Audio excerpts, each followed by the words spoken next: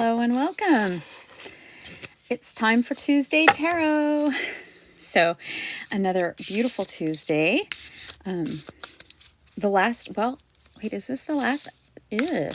I can't remember if this is the last Tuesday in April. It's either the last or pretty close to the last or second to last Tuesday in April. So, but welcome. It is Tuesday Tarot, one card readings. I'm going to make sure that a few people know we're here. Want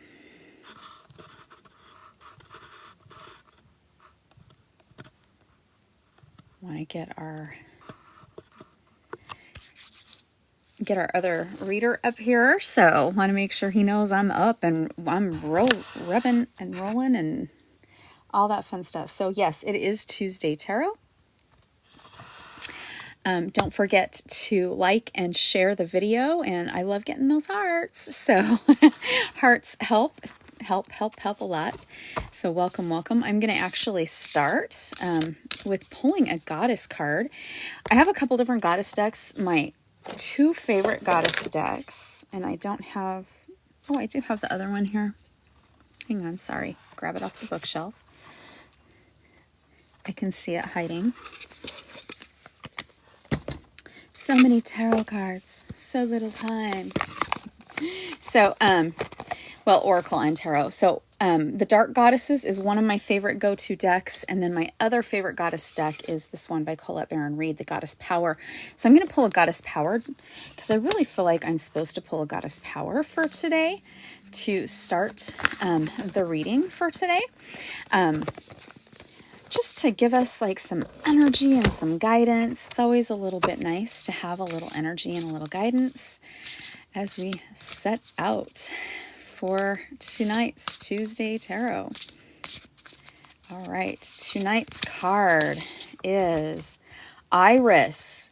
Wow, this is pretty. This card's nice because she is the goddess of communication.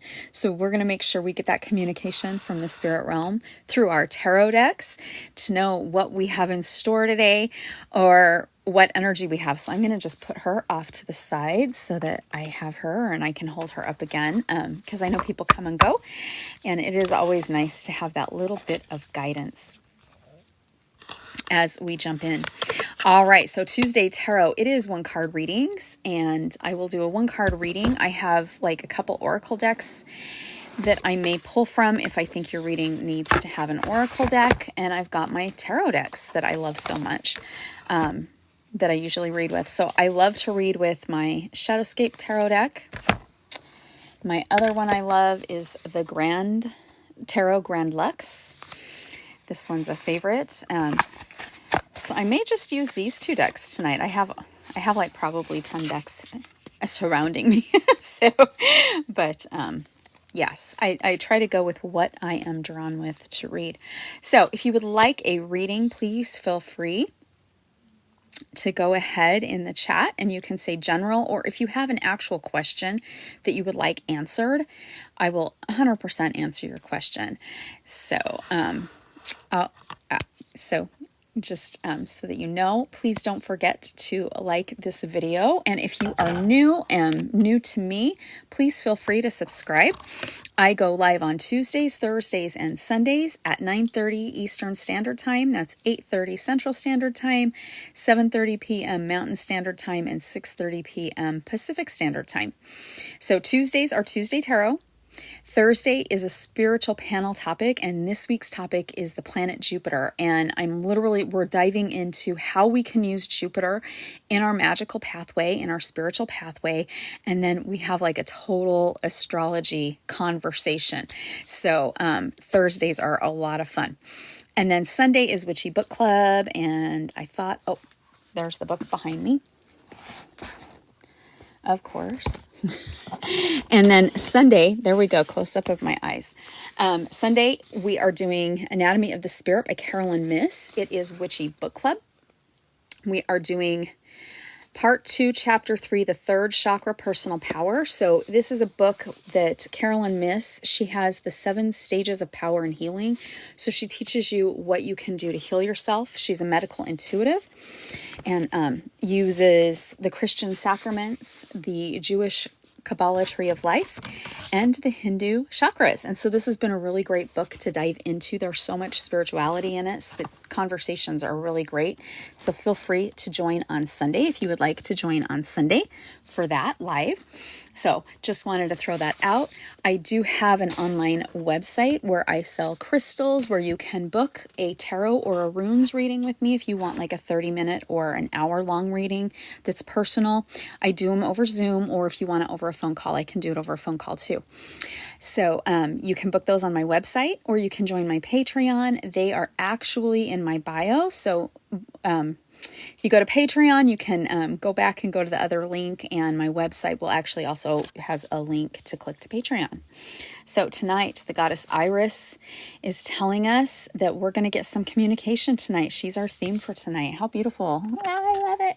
So, all right. If there are any questions, anybody, if I missed in the chat, because I see so many people joining, if I did miss anything, it doesn't look like it, please feel free to put your tarot question there, because I'm here to answer tarot questions.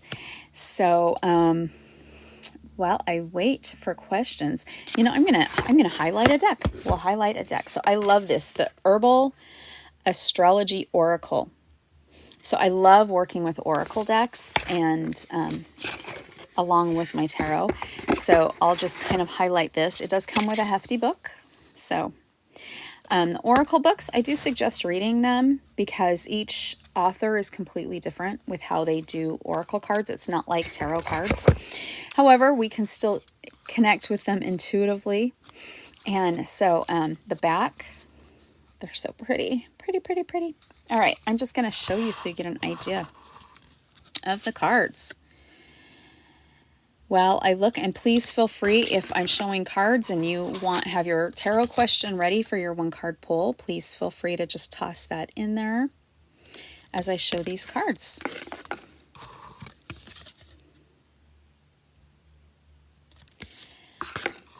As you can see, each of these has associations with different planets on them and different astrological signs. So it is really cool. This is a really fun oracle card deck.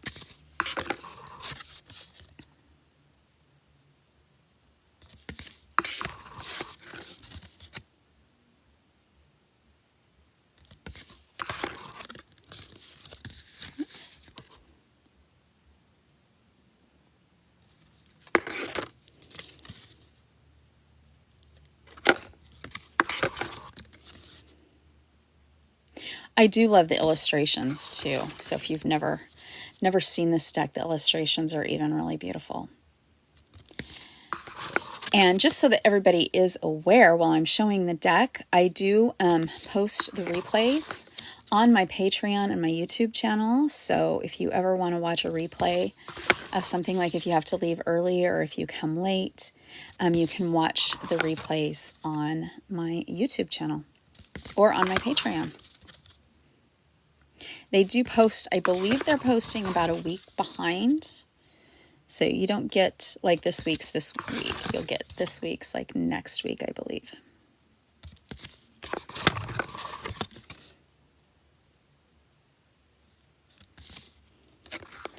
And okay. All right. Just check in to see if anybody else is.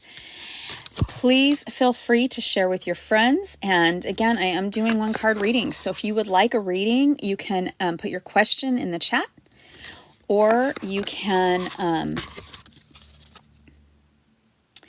type general if you don't know a question but you want general. I'm currently showing this oracle deck. I saw a couple people jump in and join, so I just wanted to make sure everybody knows what's going on. No confusion, right?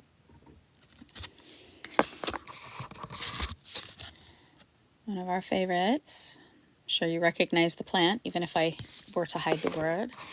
Sometimes we can do that. Hopefully, You know, if you've worked with botanicals, maybe some of the pictures are looking very familiar, but I do really appreciate and love this deck. This is a really great deck to work with.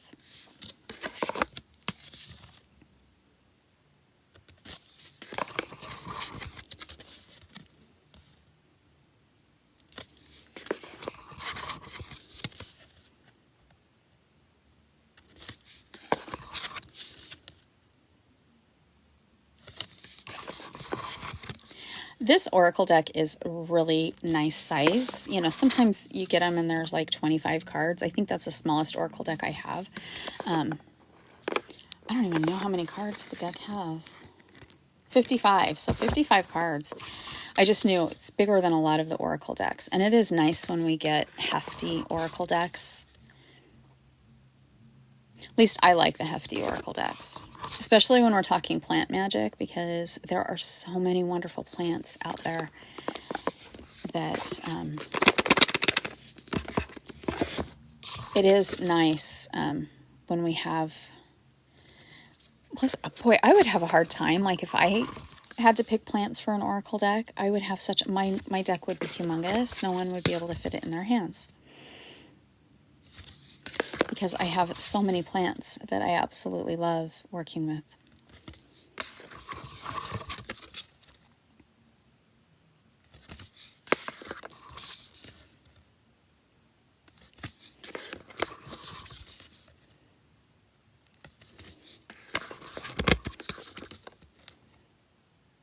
Rose, that's such a fun plant to work with, even magically.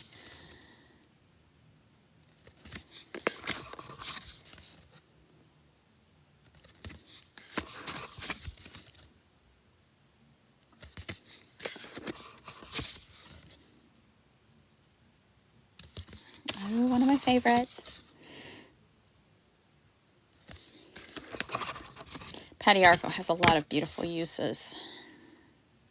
Oh, here comes another favorite. If you've never had Blue Lotus tea, I highly, highly recommend it. Especially if you're going to go do a meditation. Definitely then. Really great to get you into a deep meditative state. Mix it with chamomile if you're having a hard time sleeping. And with any herbs, though, if you're on any medications with your physicians or doctors, please make sure you check with them before adding it.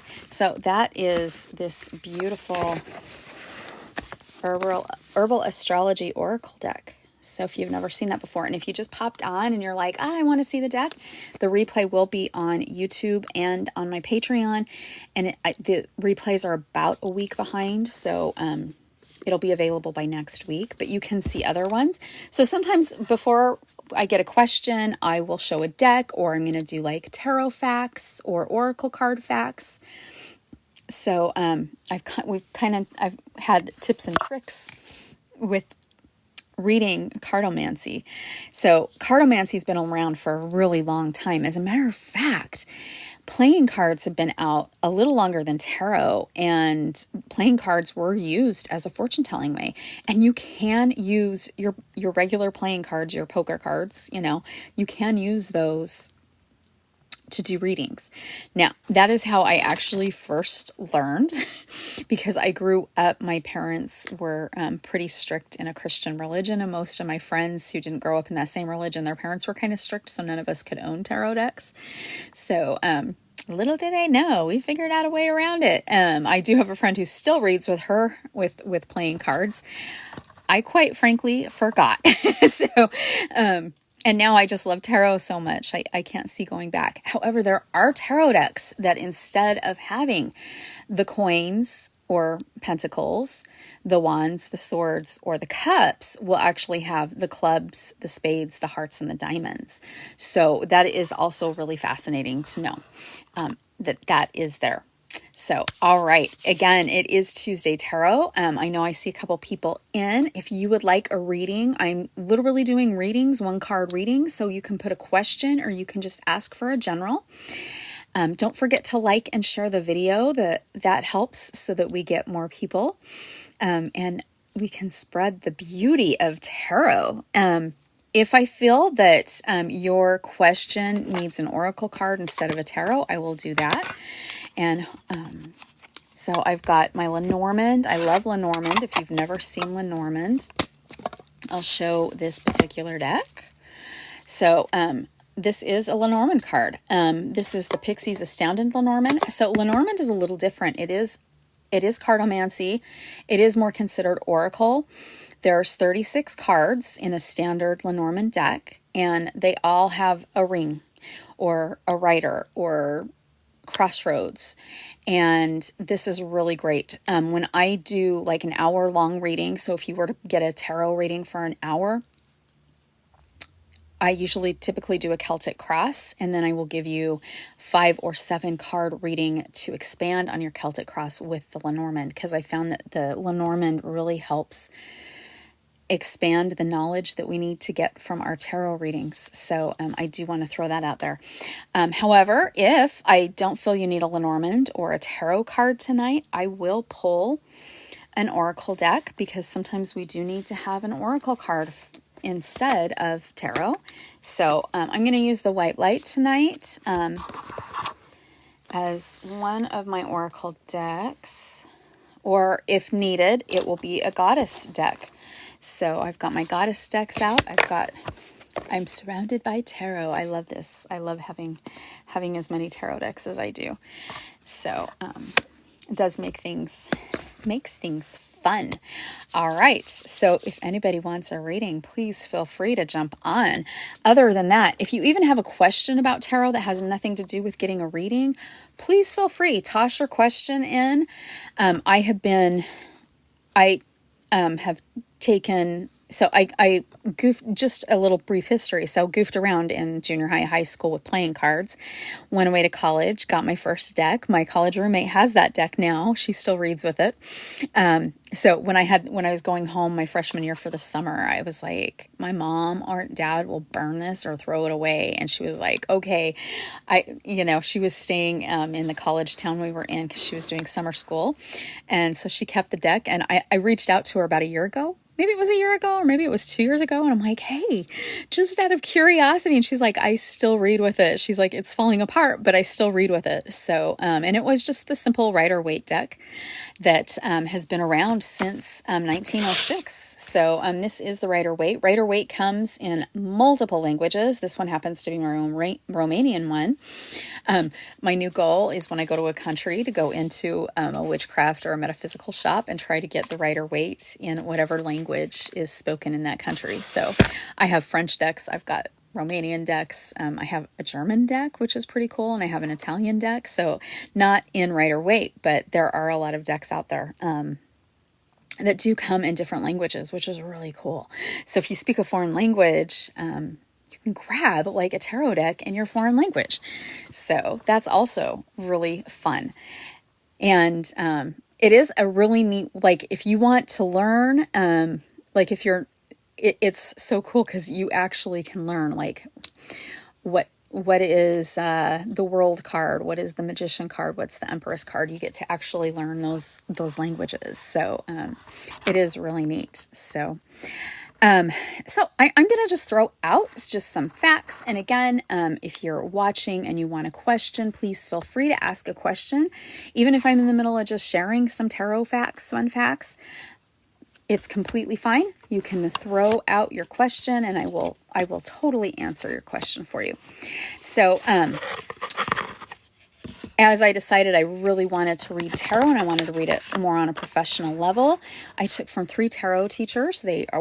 All 3 were amazing, and I'm so glad I took from 3 different people because each of them taught me something else. By the third one, I remember he said to me, he goes, why are you so nervous to read professionally? Because you do get a little nervous, right? But 2 of my teachers were like, everybody take your white book out. So they call them the white book that comes with your tarot decks. And literally they had us throw it in the garbage can. And I'm like, aren't we supposed to keep that? So this particular deck, I haven't thrown it out yet.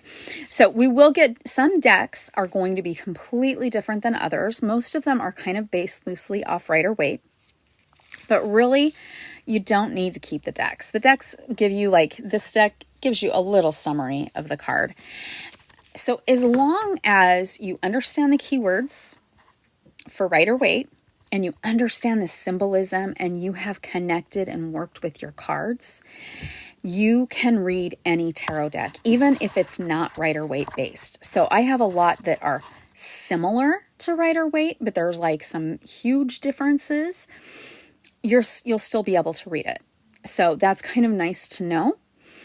And I do teach tarot classes. As a matter of fact, my tarot, I do certifications for people now. It's a 17-week course. So we really dive deep into the cards, and it's taught like every Tuesday. You get about an hour and 20-minute class as we dive deep in tarot history and dive deep into the cards over 17 weeks. By the time we're done, you can be a professional reader too, if you want to. I have students who are professional readers. I have a few that just wanted to take it because they wanted to dive deep into tarot.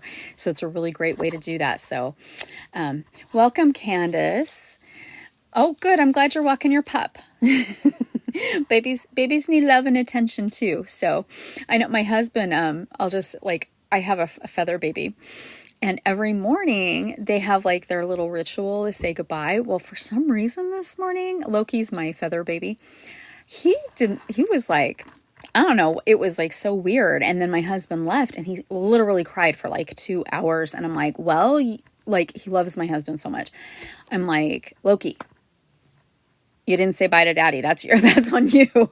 But as soon as my husband opened the back door when he got home from work, he started crying again.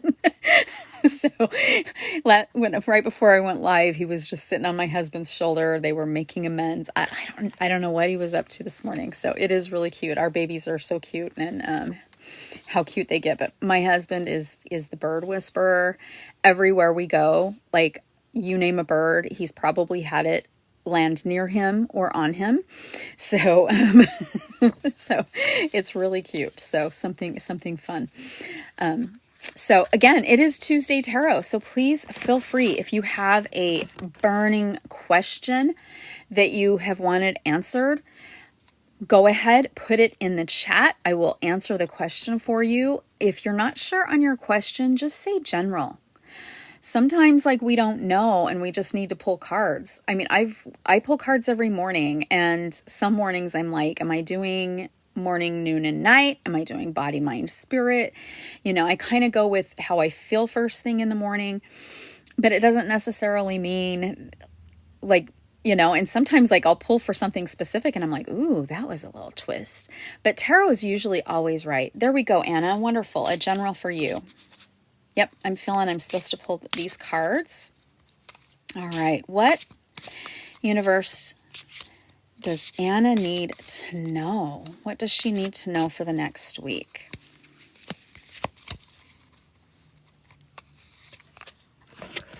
Oh, beautiful. The Three of Pentacles. And look at this card. This one is absolutely amazing. We've got the moon and the sun here. Okay, and we will be having new moon next week. So it's new moon in Taurus. So that's really cool because you can kind of tell the moon looks crescenty. So we are in the crescent stage of that moon. But look at how beautiful the bodies are entwined here, right? So with this Three of Pentacles, you're probably doing some teamwork, either at work or at home. Things are very harmonious right now. You're in sync with everything that you need to be in sync with, and things are going to be very, very beautiful for the next week. You're going to know exactly what this is referring to. This energy that's coming from the cosmos is really going to interplay with those in your life right now.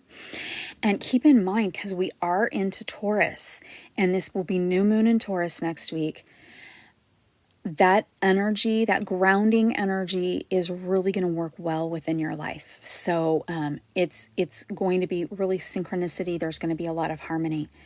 So take that beautifulness in your life and embrace it and just enjoy.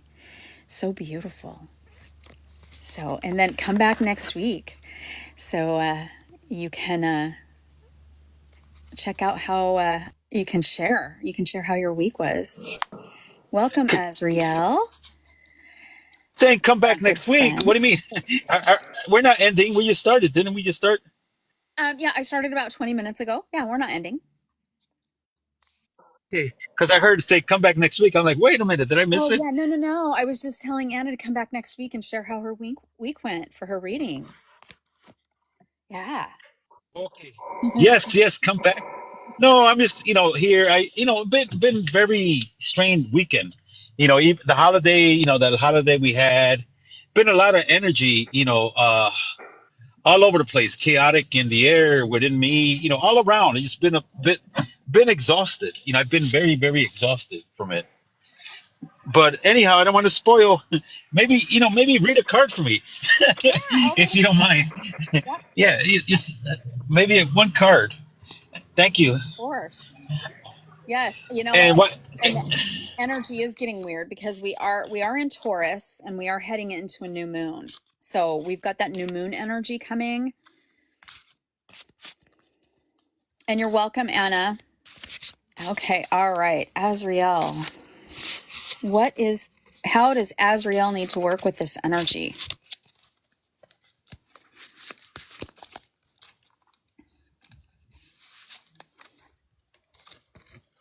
All right, your card. Wow, you got the Empress. So, okay, here's for you, something new is going to be born. So this energy you're working with right now, something new is coming. So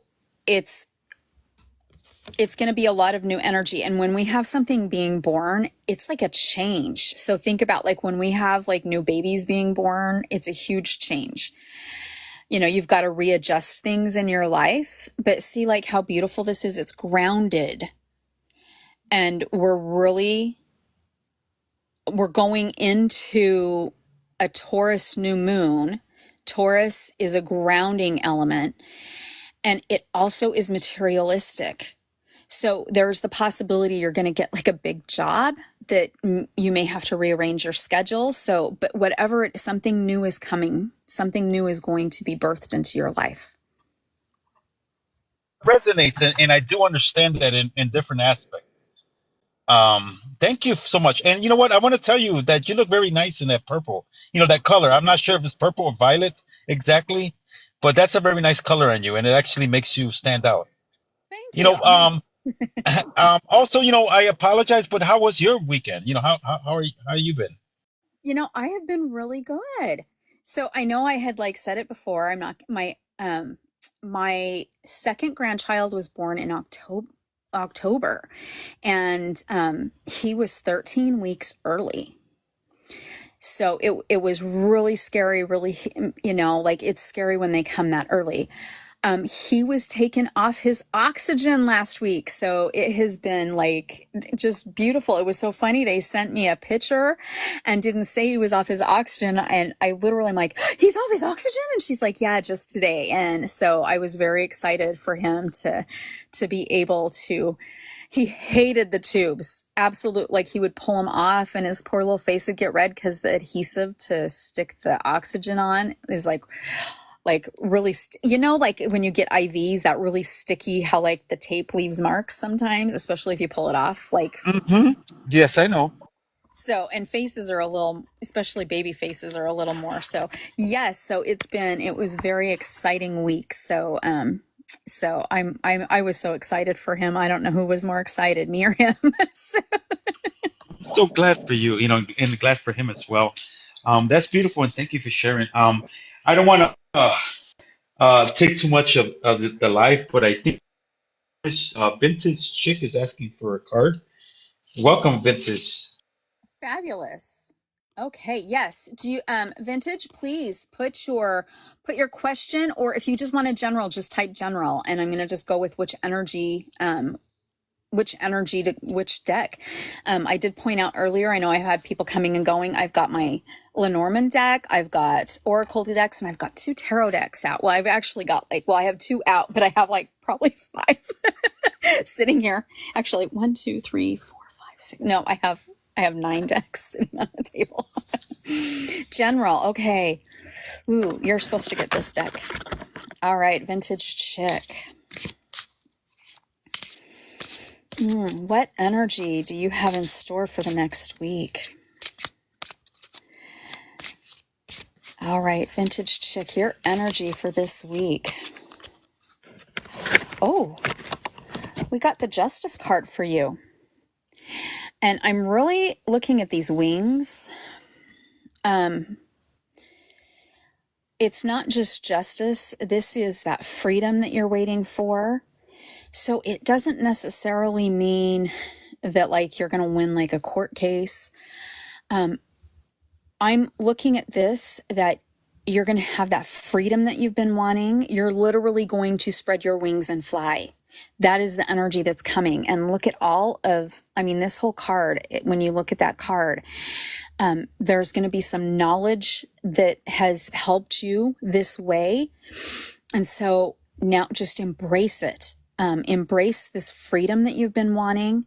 You have everything you need. Spread those wings and fly. You know exactly what it is. And you have been working for this moment. And so embrace this moment and enjoy the moment. So, ooh, how beautiful. Yes, and this is beautiful. And we have so many wings because we've got the butterflies here and we've got more up here. But yes, the wings were really sticking out to me, that you've been needing this freedom. So, and just do it. Do it. I know sometimes we get nervous, but that card's telling me that you're just ready. You're ready to spread your wings and fly. What a beautiful reading. Love that. And those watching, please don't forget to give hearts. And don't forget, if you're not subscribed to me, go ahead and subscribe. I'm here every Tuesday doing readings. And usually Azriel and Bren join. I don't know, maybe Bren's running behind tonight. Yeah, he usually comes a bit late. Yeah.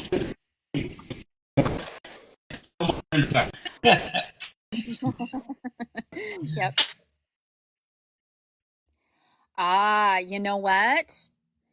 Based on this card, Vintage Chick, it's going in your favor. That's what that freedom will be then. It's going in your favor. And in your favor, you're going to feel, even if it's not like huge, it's your favor. Yep. So, that's always a plus to have that. I mean, how beautiful, see, Justice card. So, and sometimes I never know what that justice is for, but yes, it was saying freedom, and the wings were just really reaching out to me. So yes, that's exactly what it is. And thank you so much for the gift, Vintage Chick. Thank you. So, while we wait for more questions or comments, Azriel, have you decided what your live will be? Oh, going through divorce. I'm so sorry, honey. Those are tough. Like, actually, that makes even more sense why you got that card, because we need to, sometimes, unfortunately, cut those ties and get moving forward. And that's what the card's saying. The card's saying you're able to move forward, and divorces, unfortunately, can hold us down. And I'm saying that from experience, unfortunately. I wish not. They're very hard. They're like dealing with grief. It's grief when we deal with those. As far as my live, I don't know. I really don't know. I had no idea. Because AT&T is going out for a couple weeks now, and maybe what we could do on Thursday is, when you do your live, just keep going. Extended hours, if you don't mind. Or unless that's something you don't want to look into. No, and then what I could do, yeah, you can extend your hours on Thursday, and if I do it, maybe I'll do the AT&T live on Friday, unless Robin is going to do it. So I don't really know. Like I said. So I guess pick up slack for that moment, yeah. And maybe you can extend your live on Thursday, and then you can do your initial, the starting of it with I think we're doing Jupiter, right? Or was it Saturn? It's Yes, we're Saturn. doing Jupiter this week. Yeah. Oh yeah, Jupiter. Yes, it was Jupiter. See, that was my first thought, but then I second guessed myself. And that's one thing that us in the community here tend to do a lot, especially for those that are utilizing their intuition and getting um, familiar with it. Don't second guess. It's always that first guess. And I knew it, but I just second guessed myself. I don't know why. And Go you know ahead. what? We do that in our mundane lives too. Like when we're like, oh, this is what I should do. And then, wait, maybe should I do this? It's always the first choice. And hello, Tanya. Welcome, welcome. I saw you said hello to both me and Azriel. I know we sometimes get chatting. And I know I saw a couple other people pop on too. If you'd like a live, please go ahead and put in the live general, if you want a general reading, or if you have a specific question, go ahead and do that. So yeah, Azrael, whatever works, I'm totally up for it. So, because I know it will be hard for the community to not have 3 days a week with Alien Tea. Like, we're going to miss them. Yeah. So I'm thinking, can you hear me? Yeah, you're a little fuzzy, but yeah, I can hear you. Okay. Yeah, I can hear you. Okay. Yeah. The Jupiter, you're live at the Jupiter, and then from there we can just transition. If you want to change the topic or just continue with the Jupiter, maybe you can actually come up with a topic, or I could bump heads with you, and we could do a collabo topic, but without having to end my life, we continue it on your life. Yeah, we could do that. Does that make sense? Yeah. Yep. Yes, we continue on your life, and then and then we could do like a co-hosting type of thing. Yeah. Yeah, that sounds cool. Maybe that we could do. I still got tomorrow. We can talk, touch base on it, and maybe in this live here tonight, we can give us some suggestions on what we should talk, and maybe that's something we can do as a topic tomorrow. Yeah. Yes, we're always up for those. So Tanya, I am actually shuffling for you right now for your general. I'm just going to actually ask the same question I did for the last one, is what is your energy going to be for the next week? And I picked the deck that I really felt like you needed tonight. Ooh, we got coins. And it is the 5 in reverse. So this is actually really great. I love when 5s are in reverse, because you've got things coming to you financially or grounding. It is coming to you. So if you have, like, maybe you're getting like a bonus or you're getting a raise next week, but you've got some extra funds available to you. And that's going to help you, like, because you've probably needed a little bit, and it is coming. So it is coming in the next week. Look at that. That is so beautiful. I love when 5s are in reverse. So always nice. The 5s are the hard cards. So when they come up in reverse, I'm like, yes, score. So yes, it is. Good news is always welcome. So yes, expect something fun that way. So, and thank you everybody for the gifts and the hearts. Please don't forget to give hearts. You're welcome. And if anybody wants a reading, I know we've had people coming and going. It is 1-card reading pools tonight. So please feel free if you have a question that's burning inside you, or if you just want a general reading, I'll do a 1-card pull for you tonight. So, and don't forget to give hearts, and don't forget the gifts. We both appreciate the gifts. So, also, just as a side note, I'm live Tuesday, Thursday, Sundays at 9:30 p.m. Eastern Standard Time. That's 6:30 p.m. Pacific Standard Time. And Azrael and I just chatted. So this week I'm doing Jupiter on Thursday. It's the series on the planets. So we have our 7 main planets that we usually work with, that magic number 7 that we have in spirituality. But this week we're doing Jupiter, and it's 10-week series on the planets, how we can work with them magically and astrologically. So we will touch on the astrology portion. So if you do not have your natal chart pulled, astro.com Astrology Cafe, or there's an app called Time Passages. Then you always have your natal chart literally on your phone. So that's always super nice to have that. So please feel free to join on Thursday as we jump into that topic. And thank you, everybody who's given hearts. So, all right, Azriel, let's just randomly have a chat while we wait for more questions in the chat. Yeah, it's been a. Oops, you're breaking up a bit. Well, I am home. Let me see, because I'm in a bed area.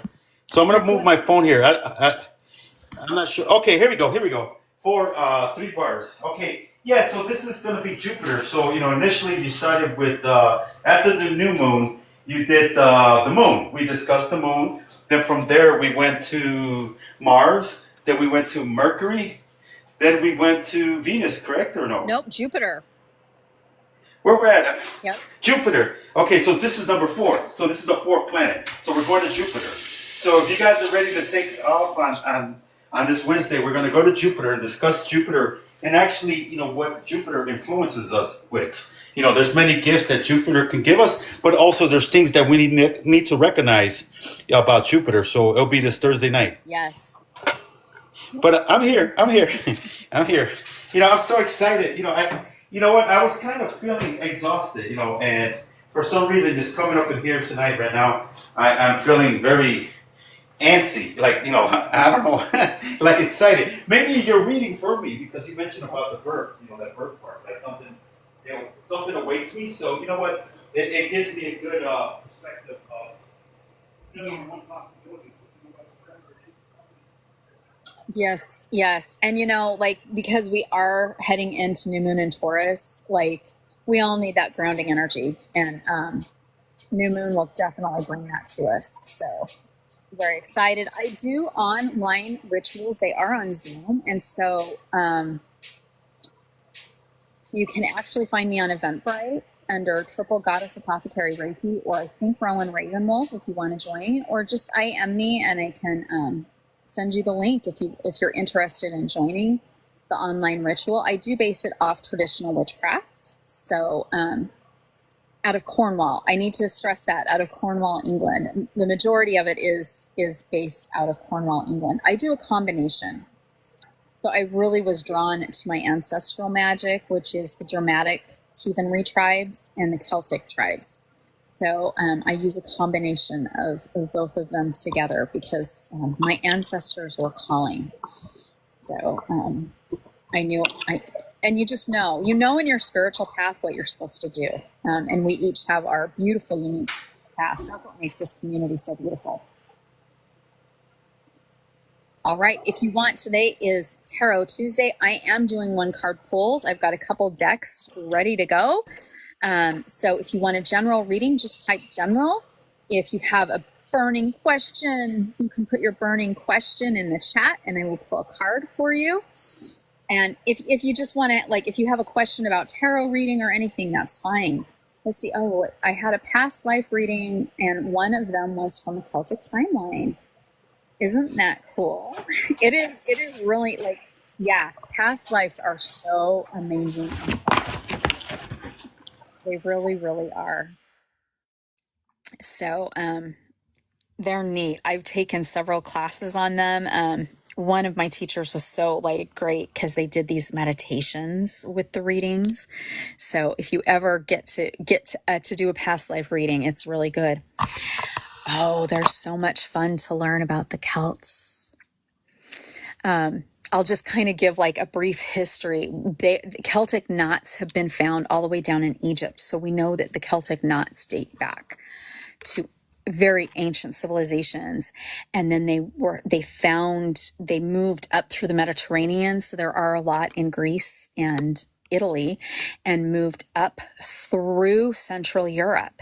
And then the Celts, and this is pre-Viking, but it was the same type of Viking culture. They actually left the heathenry Germanic tribe areas, when we're also getting into the Scandinavian area, and they happened to find Ireland. And then the Celts spread out from Ireland into Scotland, England, and Wales. So, but the Celtic knots there's so many beautiful Celtic knots out there, and a lot of them have different meanings. But this is also why you will see Celtic knots like on Thor's hammer. You'll see Celtic knots in a lot of Odin's symbols. You'll see Celtic knots. There's that intertwining of our tribal cultures. So, so it is really cool. I'm a huge reader and history buff. So not only do I incorporate my ancestry, but like then I study the history. So I get really geeky. Yeah. Did you have a comment, Azrael? It was there initially seven initial links to the Celtics. I think there's seven initial links to it. I think seven different tribes, or I forgot how it goes. Seven. I don't know how to put it in words, but there was seven aspects of them. And like you mentioned, the Nords, that's one of them, and then the ones that are, the initial ones in Ireland, and I think Scottish. I'm not sure 100%, but many of them are in the Germanic area. Latavia or one of those areas. You know. Yeah. So Germany at one point was almost all of Central Europe. So the Germanic tribes was literally almost all of Europe at one point. Balkans and all those areas. Yes. Yeah. All right. Yeah, because like I said, Because I know I had read about it, and see, now we're going off my mind. So if we've got Egypt, Greece, Italy, Germany, Ireland, Scotland, Wales, there we go. Because the Celts weren't as big in England. They were in England, but they were more dominant in Wales and Scotland. So there they are. There's the seven, our magic seven again.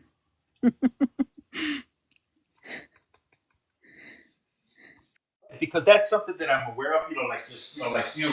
I'm a history buff. I love to learn history, and I'm always intrigued. History Channel and all those things. So I'm always watching stuff on history, even picking up books, because I'm fortunate to be able to go to the college every week.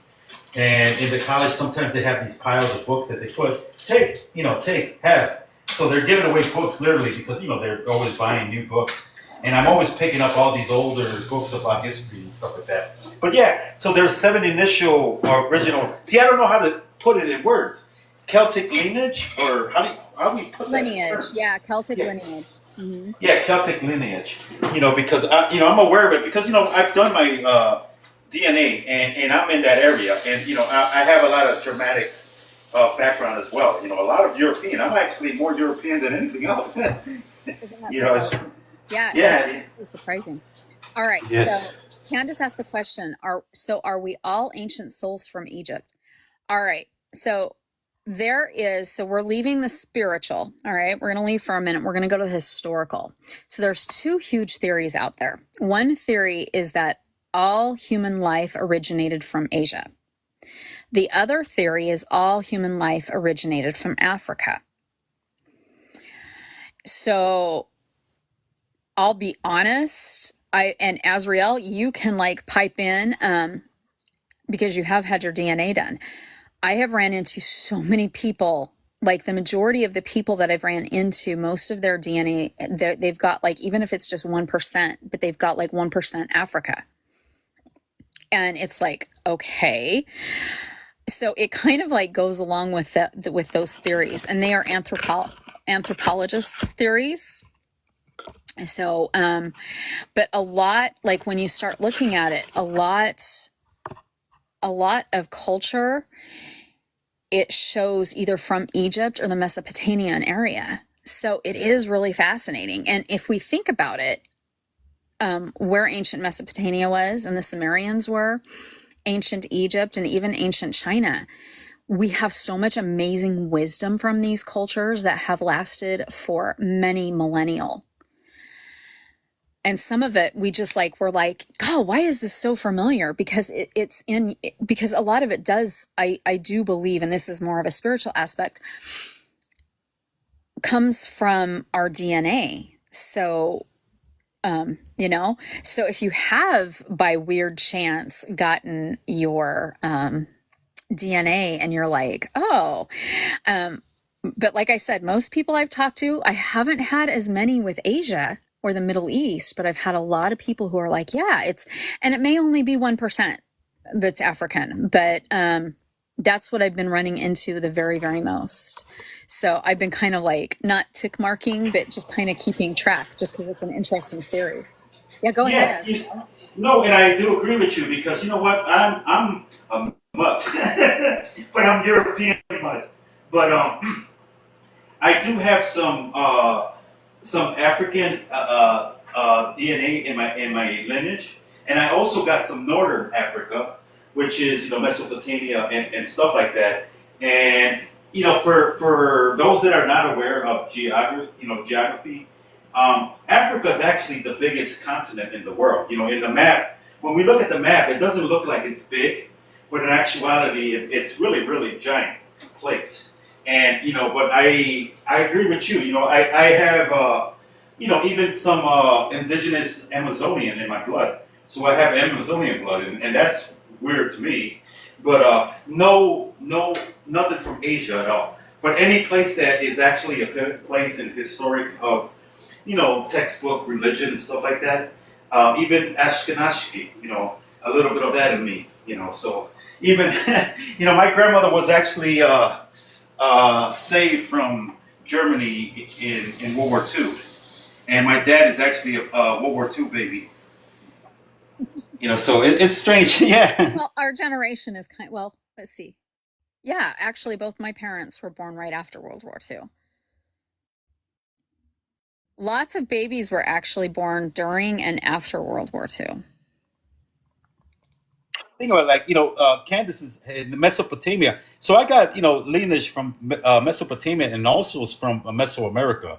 So like any place, like if you think of the Egypts and the pyramids, my bloodline goes there. If you think about the 12 tribes of Israel, or Judah and stuff like that, my blood lineage goes to there. If you think about Spain and those places in the I forgot what they call that.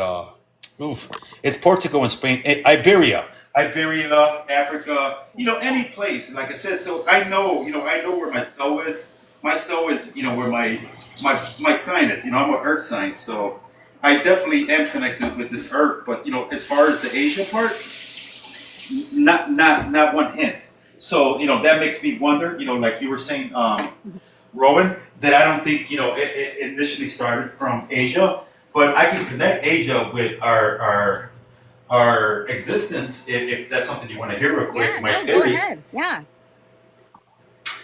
Okay, so when we talk about extraterrestrials or interdimensional beings, and if you can observe what is going on in cultures, those countries are actually more advanced than us in technology, and I definitely believe where Asia comes from is they're actually coming from the future. They're a future version of us, the species of humankind, and that's how they come into the mix. Because if it's not, like I said, I'm not saying that I'm special, but if you are confirming as well as what I'm saying, when people are doing these DNAs and they're not finding that within their system, it's just giving us an insight that that is a different blood type, a different aspects of where they're coming from.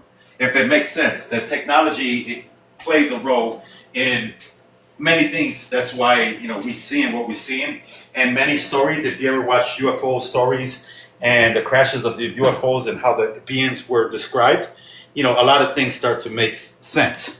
And that's you have to have an open mind with that. But we're not talking about that. But that's just a perspective that I want. It's only my perspective.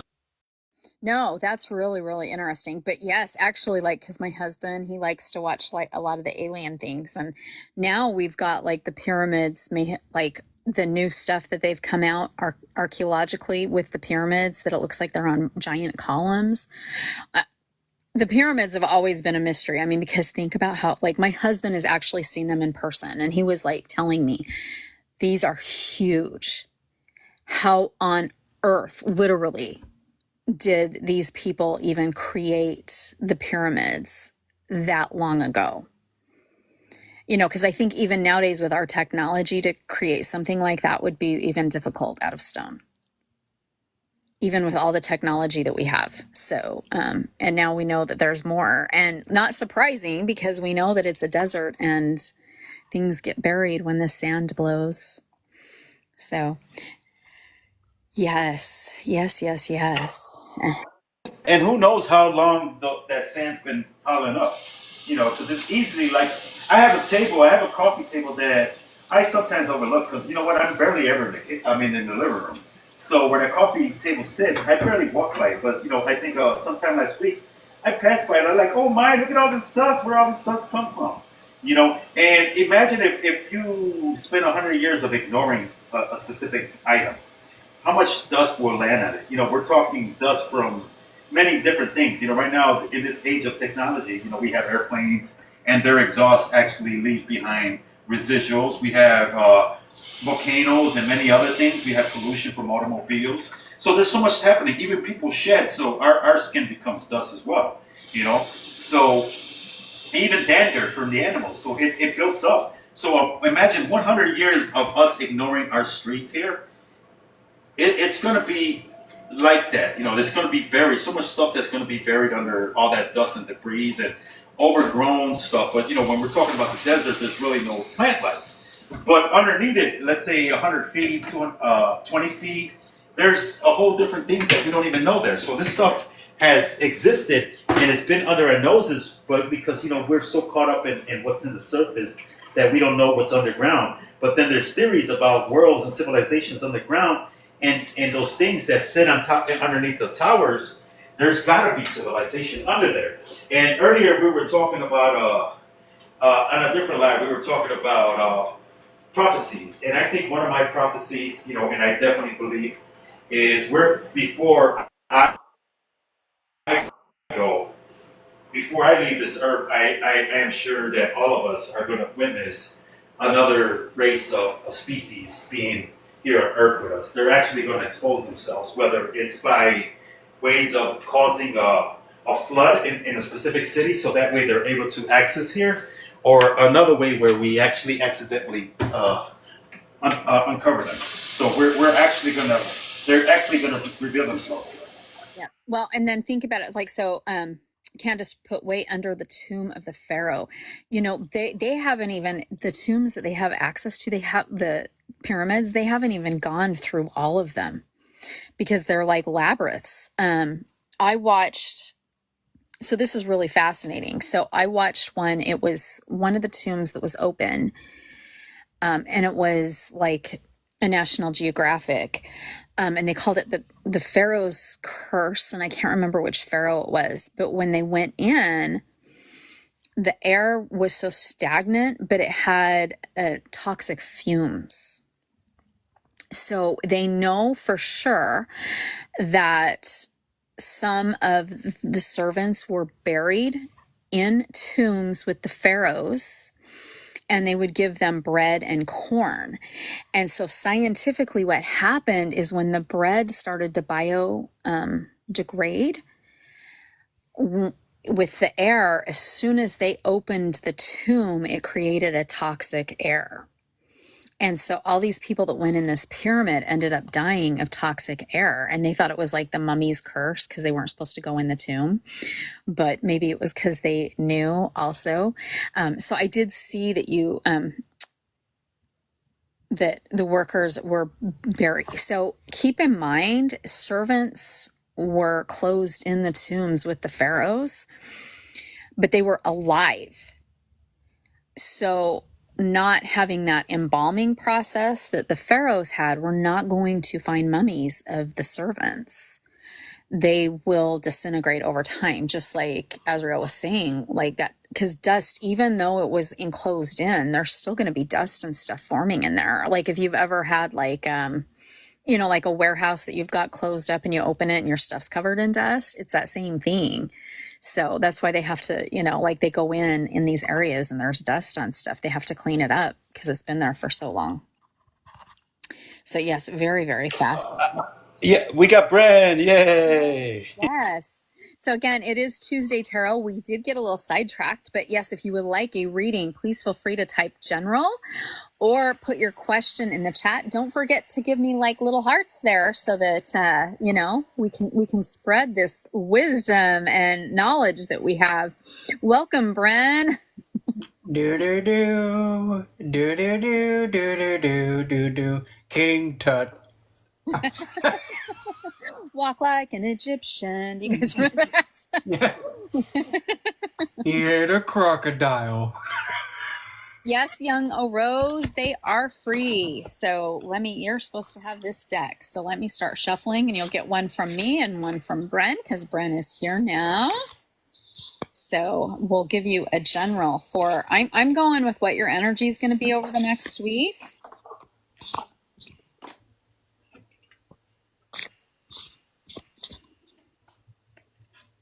Young Rose, your energy. Whew. Oh, wow. I'm getting a lot with these. We've got the 9 of coins. Or wait, is that the 9? 4. Never mind. It's the 4 of coins. Whew. See, I'm seeing it backwards, and I shouldn't read it backwards. That's a problem. But we've got the 4 of coins. So it's saying that you're going to need to be protective of your money. Don't spend it frivolously right now. We do have new moon in Taurus coming up. It is a grounding moon, but it is also a materialistic moon. So it's not a good time for you to be spending money. I'm getting that you need to hold on to it. There's something else you need it for. So you've been looking at something that you don't need, something that you would like, don't get it. That's what I'm getting here. Hold on to it. Ooh, what did you get? This is the 8 of Swords and the Ludi Lescat Tarot. So what I'm seeing from this is that if there's anything that you're doing that is putting yourself out there, that is kind of putting your... That's what I'm looking for. Essentially, if there has been anything that you do on the physical plane that's putting your vulnerability, like your sense of vulnerability out there more, it's probably a good idea to restrain that, because based on the depiction, the figure is only being covered by the restraints. So possibly there could be something that you're doing that is putting your vulnerability at risk of being taken advantage of. So mainly I would suggest just staying within the self, just to do a lot of self-reflection and to hold on to your sense of peace within. Yep. Bren might be having, do you see there's like that connection? He got the 4. Wait, I got the 4. He got the 8. 8's divided by 4 is 2. Hold on to it, hold on to it. And we'll see. Bren will probably be back in just a second. Unfortunately, this sometimes happens when we get bad connections. But yes, this is synchronicities, how everything attaches. Oh, I think we lost him. So we'll keep our eye out for Bren. There we go. So he'll probably... While we wait, I just want to say, while we wait for Bryn, I just want to make a confirmation that does make sense, because I did hear Young Old Rose on a live last week, and he was mentioning a couple of things, regarding somebody real close to him and it all makes sense. Yes, see, 100% confirmation. Yeah, yeah. So I agree. I agree, Young O. So I just wanted to, put what he just put there, but it does make sense. Thank you. The tarot never lies. Like, it gives us what we're supposed to have. It gives us that answer. It really doesn't lie. I mean, sometimes we might be like, ooh, I'm a little confused by it, but it never lies. Let's see. A lot of people have been after me. Lots of people have been talking about me from my family. See, there you go. You've got to hold on close. Somebody's going to backstab you for money, or they're going to backstab you completely, because that's what we're looking at when we're looking at pentacles too. So, yeah, it's like they are intentionally trying to find negative and find reasons to attack. You know what? New moon's coming up. Use that beautiful energy. It's a good time to set wards, do a big cleansing ritual for yourself, protection. So yeah. And you know what? It's really unfortunate, like, especially when it's family. It's like worse when it's family, when it's like strangers, who cares, right? Because we don't need them. We really don't. But when it's family, it's harder because it's not like we need them. It's that blood tie that we have with them. So yep. Stay in your awareness. Yes. We're supposed to trust the universe. We really are. And you know what? Things will come around at some point. I mean, they really will, because truth does prevail. I'm just like, I sometimes watch true crime, and I actually watched one. I've been watching a story. It's an extremely sad story. You can Google Lori Daybell and Chad Daybell. And at first, when this whole thing happened, 2 children were missing. And family members of Lori Daybell were extremely supportive and believed her. And I watched that shift. So when they realized that there was some deceit going on, it will happen. People will come back. It might take time. So the truth is ever present. I listen, I feel it, I see the patterns. It's so liberating. Yes. Bren, sorry we lost you. Keep going. Yeah, so with that 8 of Swords, hopefully my phone won't decide to be like, you know what, I'm just going to quit for no reason. Yeah, that's what happened, but mainly just for this, since it's also funny enough, the 8 of Swords, it is a card of Jupiter in Gemini, so possibly allow yourself to only expand within your limit. At least that's really what I'm saying. Expand within your limit, but don't go too far, and don't put yourself in an expansion that makes you more vulnerable. Hello. Oh, wow. That came out of nowhere. Yeah, that was a bright light all of a sudden. Yeah, it's like, hello. Okay, computer. Yep. Good morning. I see you too. Glad that resonated, Young. Yep, that's why we're here. We're here doing these readings every Tuesday. So every Tuesday, 1 card readings, and the synchronicities are here. The universe is calling to us. Let's see, Bren, we've got a question. Can you pull a card for me? Yes, I did do a card for Tanya earlier. Yes, I will. Let's see which one. I think it was 6 seconds before you popped on. Oops. I'm being nudged to use this one. We don't even see it. Mausolea. It is an Oracle of Souls, so I haven't really used this one that much. Yeah, let's see if it... Can't really see it, because, Oh, I gotta get up. I'm getting old. Oh! And while Bren gets up, I did pull a card for this live, and I know some people weren't here. I got the goddess Iris for communication. So we're getting divine communication tonight. So a lot of beautiful divine communication coming through. Let's see.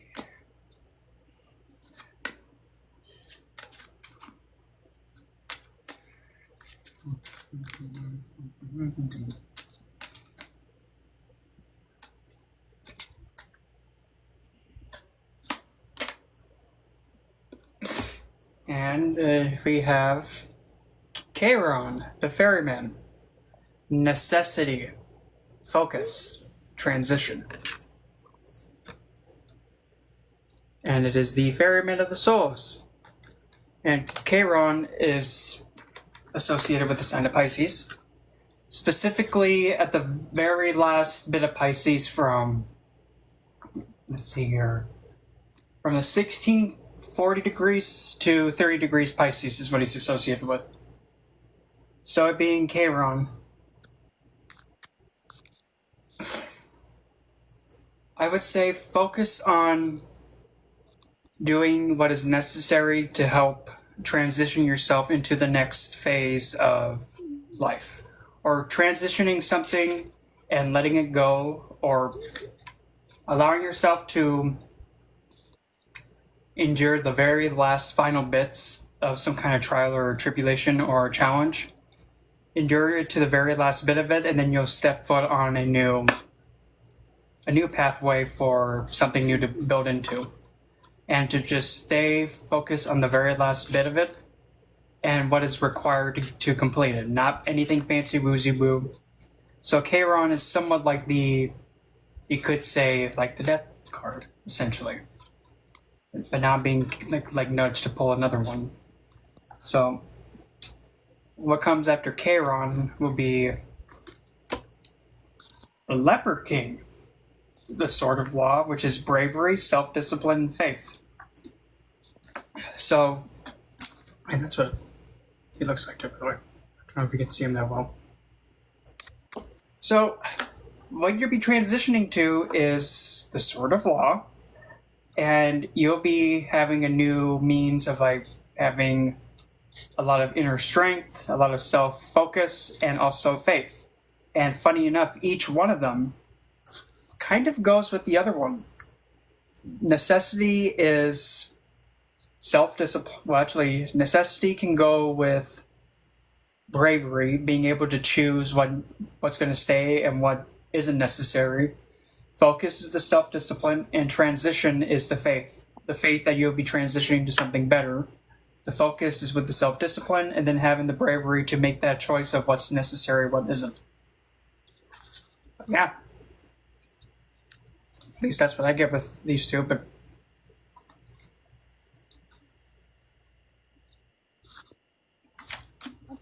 Beautiful. So welcome. It is Tuesday Tarot. So Bren and I do one card readings. Azrael gives his beautiful insight. And just so that everybody knows, tonight is not open panel. So it is just Bren, Azrael, and I. However, please feel free to ask questions. If you would like a reading, you can put your question in the chat or you can type general. And Felix, did you want a general or did you have a specific question? I know it's been a little bit since you had posted.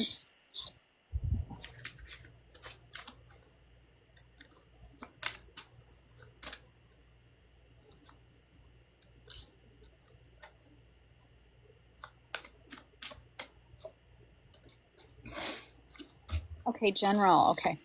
I knew which deck was calling for you. We'll get you Rain next. All right, Felix.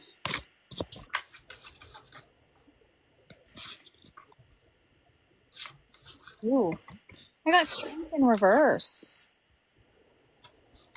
If something's weighing heavy and you don't feel like you're strong enough is what's coming through. You've got some fear. Don't let that fear overtake everything in your life. You need to figure out what that fear is and really just figure out how you're supposed to conquer that fear. That fear needs to be conquered. Do not let it overtake you. Really super important not to do that. Bren, what are you getting?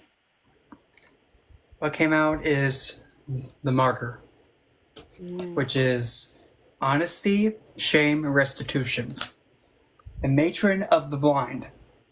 So, what I get from that is coming to terms of something that, well, based on this, I don't know if you'll be able to pick it up because of the camera, but if you notice, like, her wings on both sides, there's like these puncture wounds, and she has a cloak over her eyes. So, what I'm really getting is that, well, since a martyr is one who is willing to put their life on the line for something, willing to even risk it, if there's something that you have either sacrificed a part of yourself for, or if somebody has done that for you, possibly, maybe that could be that reflection of needing to maybe even swallow the pride if somebody you, or if you have sacrificed for other people, there is absolutely nothing wrong to make those people understand that what you've sacrificed for, and on your own will at that. If you made the choice to take the fall or take the hit for somebody else, so that way they would be better off because of, like, say, genuine care or love, there is nothing wrong with then also expecting somewhat of the same back, because to make that risk and have yourself be harmed for somebody's well-being, that is, what is that called? Which verse is that? I know there's a specific verse that says, greater love hath no man than one who lays his life down for his friends. I can't remember which verse that is. That's a martyr.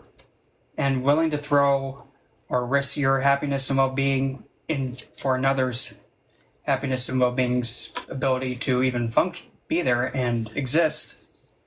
If you're doing that for other people, then those same people then also have to in turn give that back to you. And if you haven't been getting that from somebody, there's nothing wrong with making it known. And not getting that equitable exchange back, that is also a risk of, well, not only is it kind of also neglecting the self, but it's also not allowing the self to feel that what you did was noble. And it's also, I'm trying to find a way to put this. If you're also feeling ashamed for anything that you have possibly done, like you saying, like, even you wish you didn't even do it in the first place, everything gets noted, and you know that you did the right thing, or they know that you, or it can even be vice versa, that they know you did the right thing, or you know that they did the right thing, and there has to be equitable exchange, because there is this energy of putting oneself in jeopardy so that way another can be free from any possible harm done to him. At least that's what I get. What is really interesting is these are leaves that are blowing towards the card you pulled. But let's look at them. They're autumn leaves, so they are at the end. So we see that synchronicity between the two cards. Mm-hmm. And there's actually 3 feathers on top of their head. And we've got the leaves and feathers are air element, which is very, very fascinating. All right, Rain, are you ready for your reading?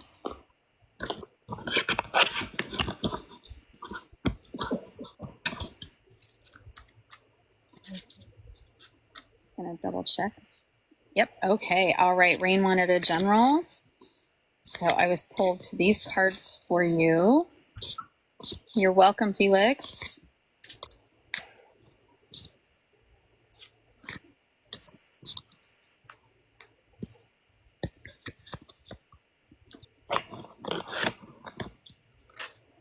Ooh, we got the King of Wands in reverse. You have a lot of knowledge within you. That is really sticking out in this for me. You are very passionate about what you're learning. I'm looking at this. So we've got these trees coming out. So you have a really firm foundation with this knowledge.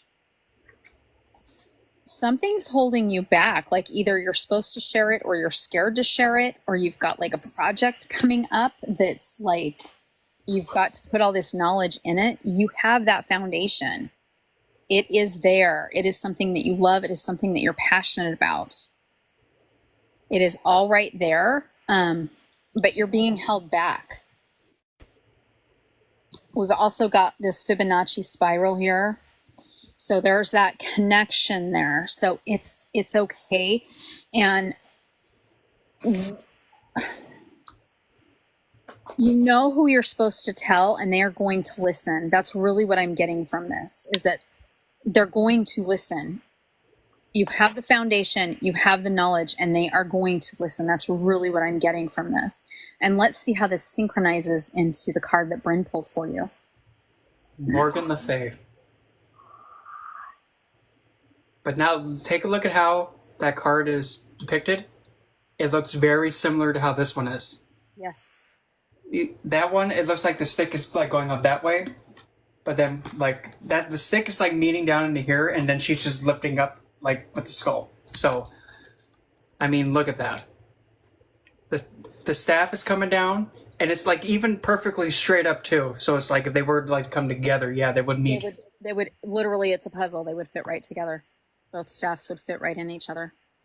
And the word she has with her are atonement, growth, and deceit. Now,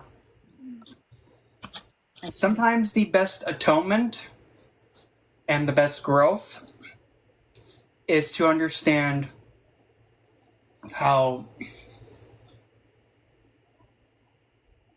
How am I going to put this? There's a different... To atone for one's mistakes and to grow from those same mistakes, one has to understand with deceit, it's not always something that is baneful or malicious intent. Like, for example, a form of deceit is also equivocation. Now, equivocation isn't with the energy of being with the intent, with ill intent. It's not really being like misdirecting just to misdirect to cause harm.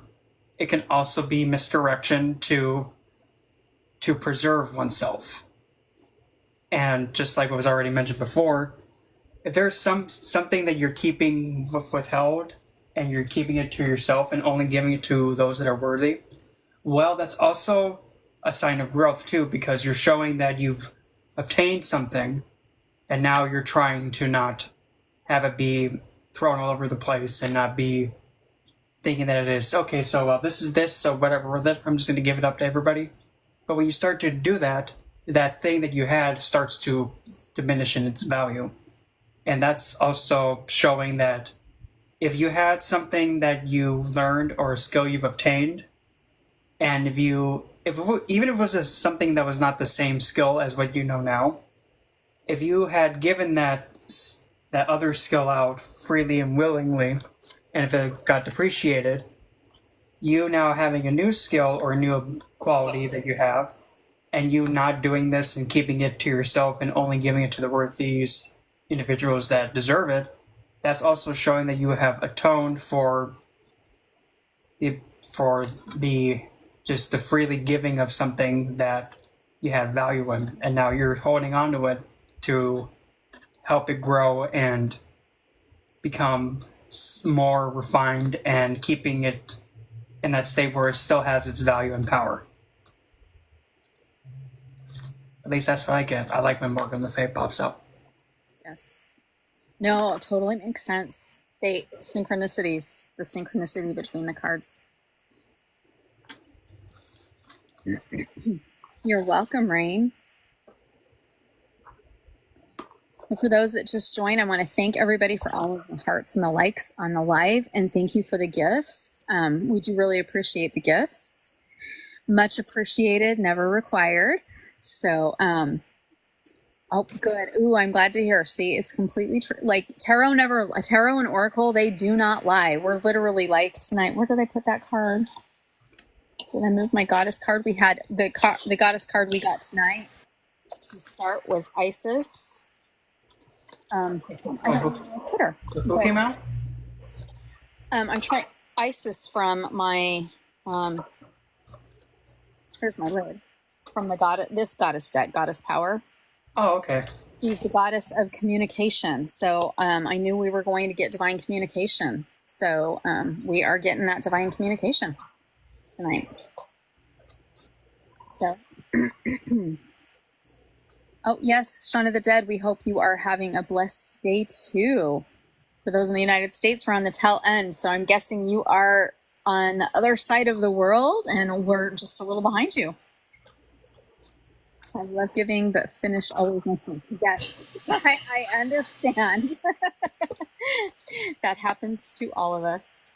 Hey, Sean. Yeah, Sean's in Australia out there. Ah, how Yes. nice. Down Oh, I under. think he's in the UK, isn't he? I think the UK. Is it UK or Australia? Yeah, I One or think the he's other. UK. I know.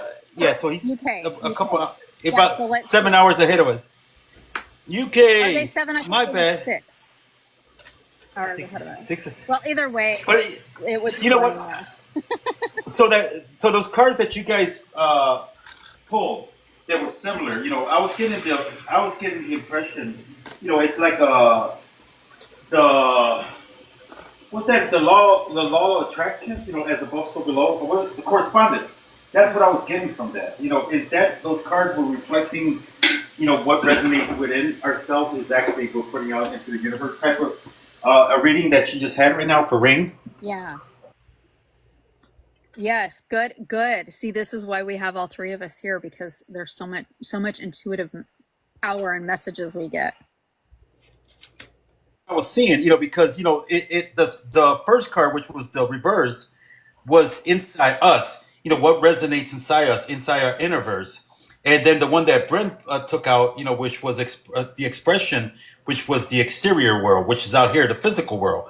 So a lot of it delves within what resonates in our, within, within what we feel is correct for us, and what is ours, for us, that's meant for us. Is what I understood from that reading. That was a beautiful reading, and I love the way that you guys were able to mirror these cards. But yet, this is not the first time that I've seen this. This is a continuous example. That's why both of you together really work great as a team. And I'm honored to be up here with you guys.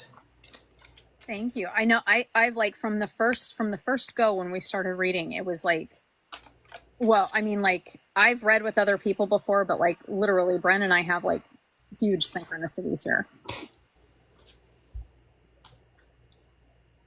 Yes, good health, wealth, guidance to you and to everyone. Thank you so much, Rain. And yes, so England is 6 hours ahead. I was thinking it was 6 because my in-laws in Romania are 8 hours ahead, because now they'll text us good mornings as we're getting ready for bed.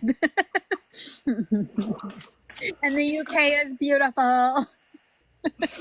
As It's you can dapper. see, It's dapper over there. I love it. I absolutely love it. Like, well, the picture when I was in Stonehenge that morning, it was so beautiful. We were at Stonehenge in the morning, and then I went into Glastonbury, and it was raining, and I was loving it. My husband's like, oh, only you would dance in the rain in the UK.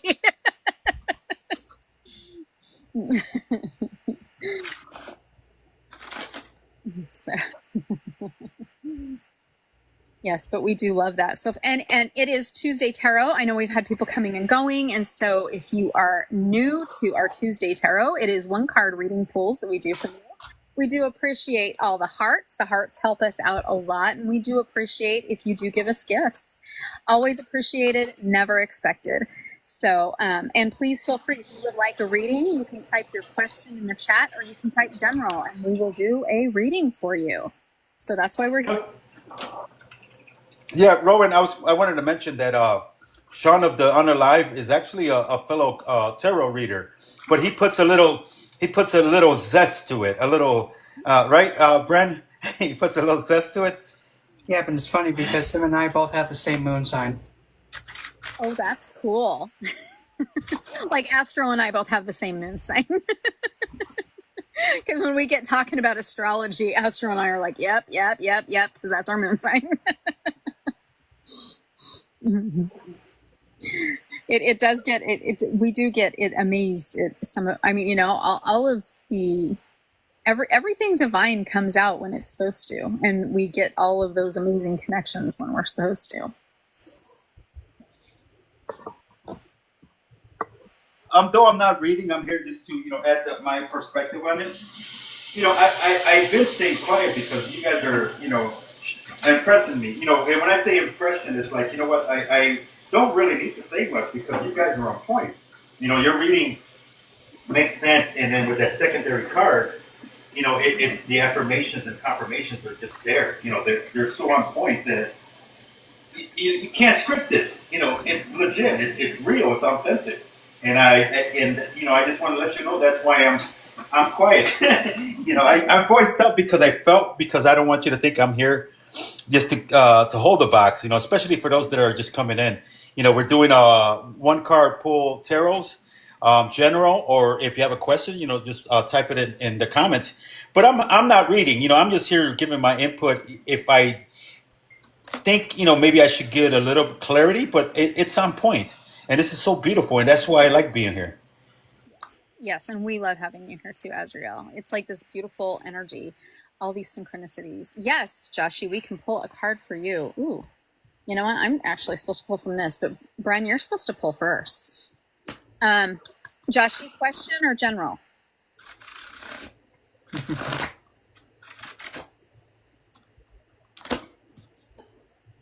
Oh, thank you so much, Rain.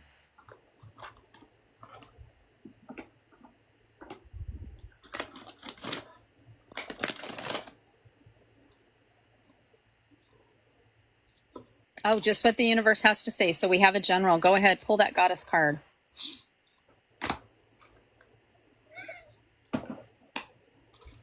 We have concealment, but that's not the word I'm going to go with. So, if there's something that you have about yourself that you haven't accepted about yourself, or if there's something that you have not come to terms with, the best way I can say this is that do not let it be a point of fear for you. Instead, look at it as a part of yourself that's been pushed away. And when you realize that that part of you that you like, well, I don't like it when I table flip, I don't like it when I do this, it's still you. So going in and just accepting the fact that, well, this is just how I am, and there's no right or wrong, because if you don't accept all parts of yourself, the parts that other people are just all, well, that's not really nice, like, no. Because acceptance of the self is really all that does matter. Because once you accept yourself, nobody else can tell you otherwise. So accepting a quality that you have not faced, completely accepted, or this can also be, because with hell, if there is somebody that you have, let's say, if there's somebody in your life that is refusing to accept the fact about something, or even accepting the fact that some kind of trait that you have and they're not acknowledging it, for example, if there is a situation involving lovelorn, if there is an individual not honoring that and putting you in that lovelorn state, this is kind of giving that vibe of like, okay, we're going to sit, face it. No, this is what's been going on. That's what it is. So like saying if there's unrequited love, well, because the way that hell expresses herself when it comes to something, she just doesn't come around and be like, okay, this is what it is. No, she goes in all like, that's it, take it, no, take it, good, done, okay. She gets in your face with it to a point where you can't avoid it. So that's also advocating for yourself and your well-being and your truth, and making somebody be forced to acknowledge it, because it's causing possibly some harm to your well-being, not being given that recognition or even that simple human dignity. And something is also not being spoken, because if you notice, I don't know if you can see them, but in the bottom corner, there are two figures down here that are just going. So it's like she's coming in to be that voice, just to give things how it is. And in the background, there's like this other energy that's like telling whomever she's going after to shh and just listen. So at least that's what I get. So I'm going to pull a Lenormand card, because I really felt like this was the deck you were supposed to have. House. This is going on in your house. That is supposed to be your home. It is your foundation. It's something that needs to be taken care of. Now, remember, always be heard. Let your voice be heard. You've got the goddess behind you. It just needs to be said. It needs to be put on the table to be taken care of. So, and it needs to be done. You don't want to destroy that foundation of that house. So, I just got told to just pull one more. Well, if this won't tell you anything more to do, well, I don't know what else. Well, here comes the lovely Lilith.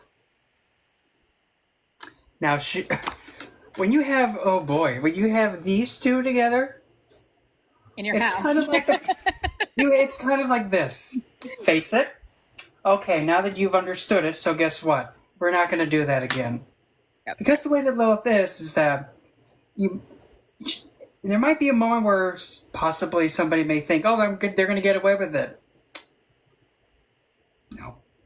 Because if something festers, it'll come out in a way where the reality will be given to them in the way that Lilith, and her word is empowerment, but this energy is like,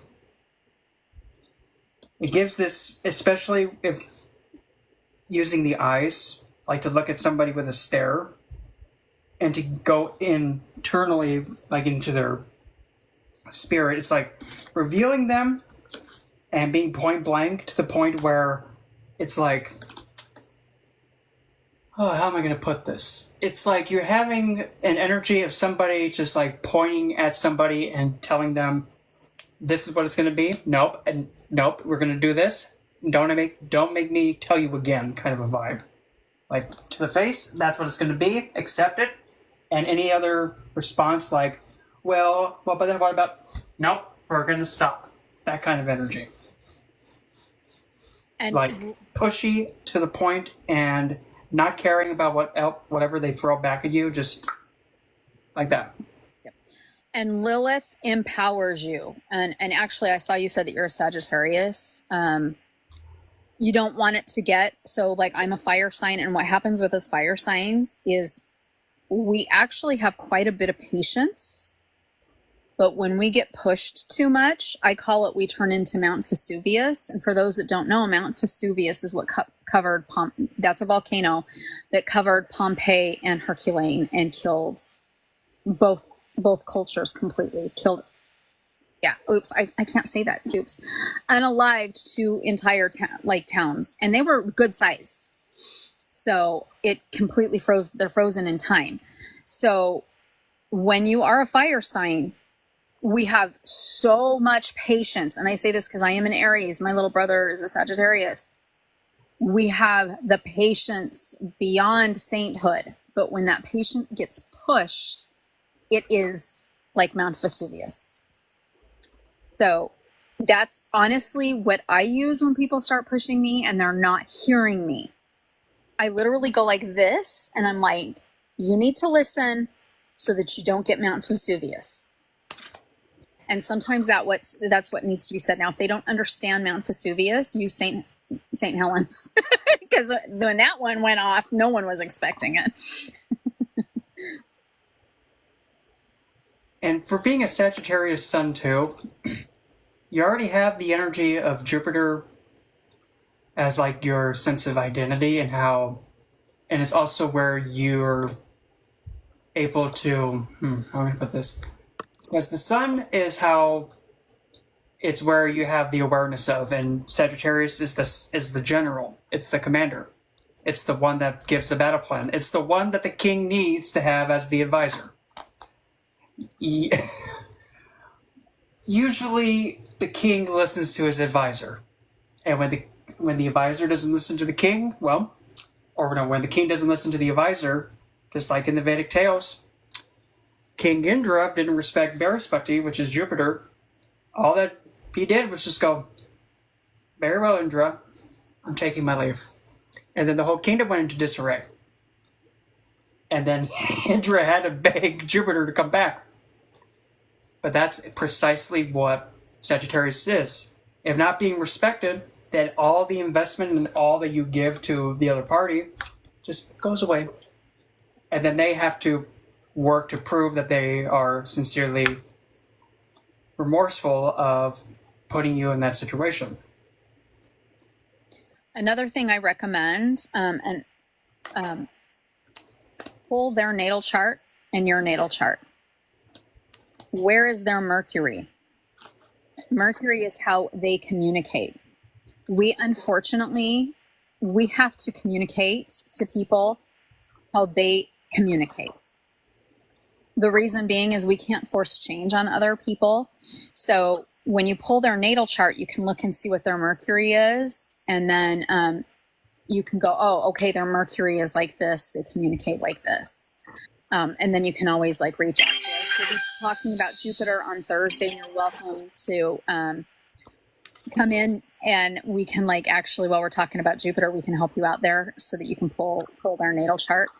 You can pull natal charts from, there's an app called Time Passages that's on your phone. So then I don't know if you can pull others on there. I only have mine, but astro.com and Cafe Astrology, you can get free natal charts. I literally pulled them for all the people that are close in my life.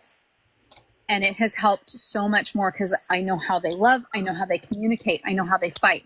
And it's important to understand that fighting is their Mars. So also keep that in mind. If there's somebody who likes to fight, look and see what their Mars is, because that will help you understand how they fight too. Because then you can like adjust yourself to make sure that you have that conversation that needs to be had. Bren, anything to add there? And then we'll see if Azrael has anything to add too. Well, because at least the way that I operate, because I've been in that situation before many times where somebody thinks that they are so just going to not be mindful of you and then just say that, well, I'm this or this and that. And they try to use something like guilt tripping or just something just completely impractically childish and inconsiderate. In that kind of environment, it gets to the point where it's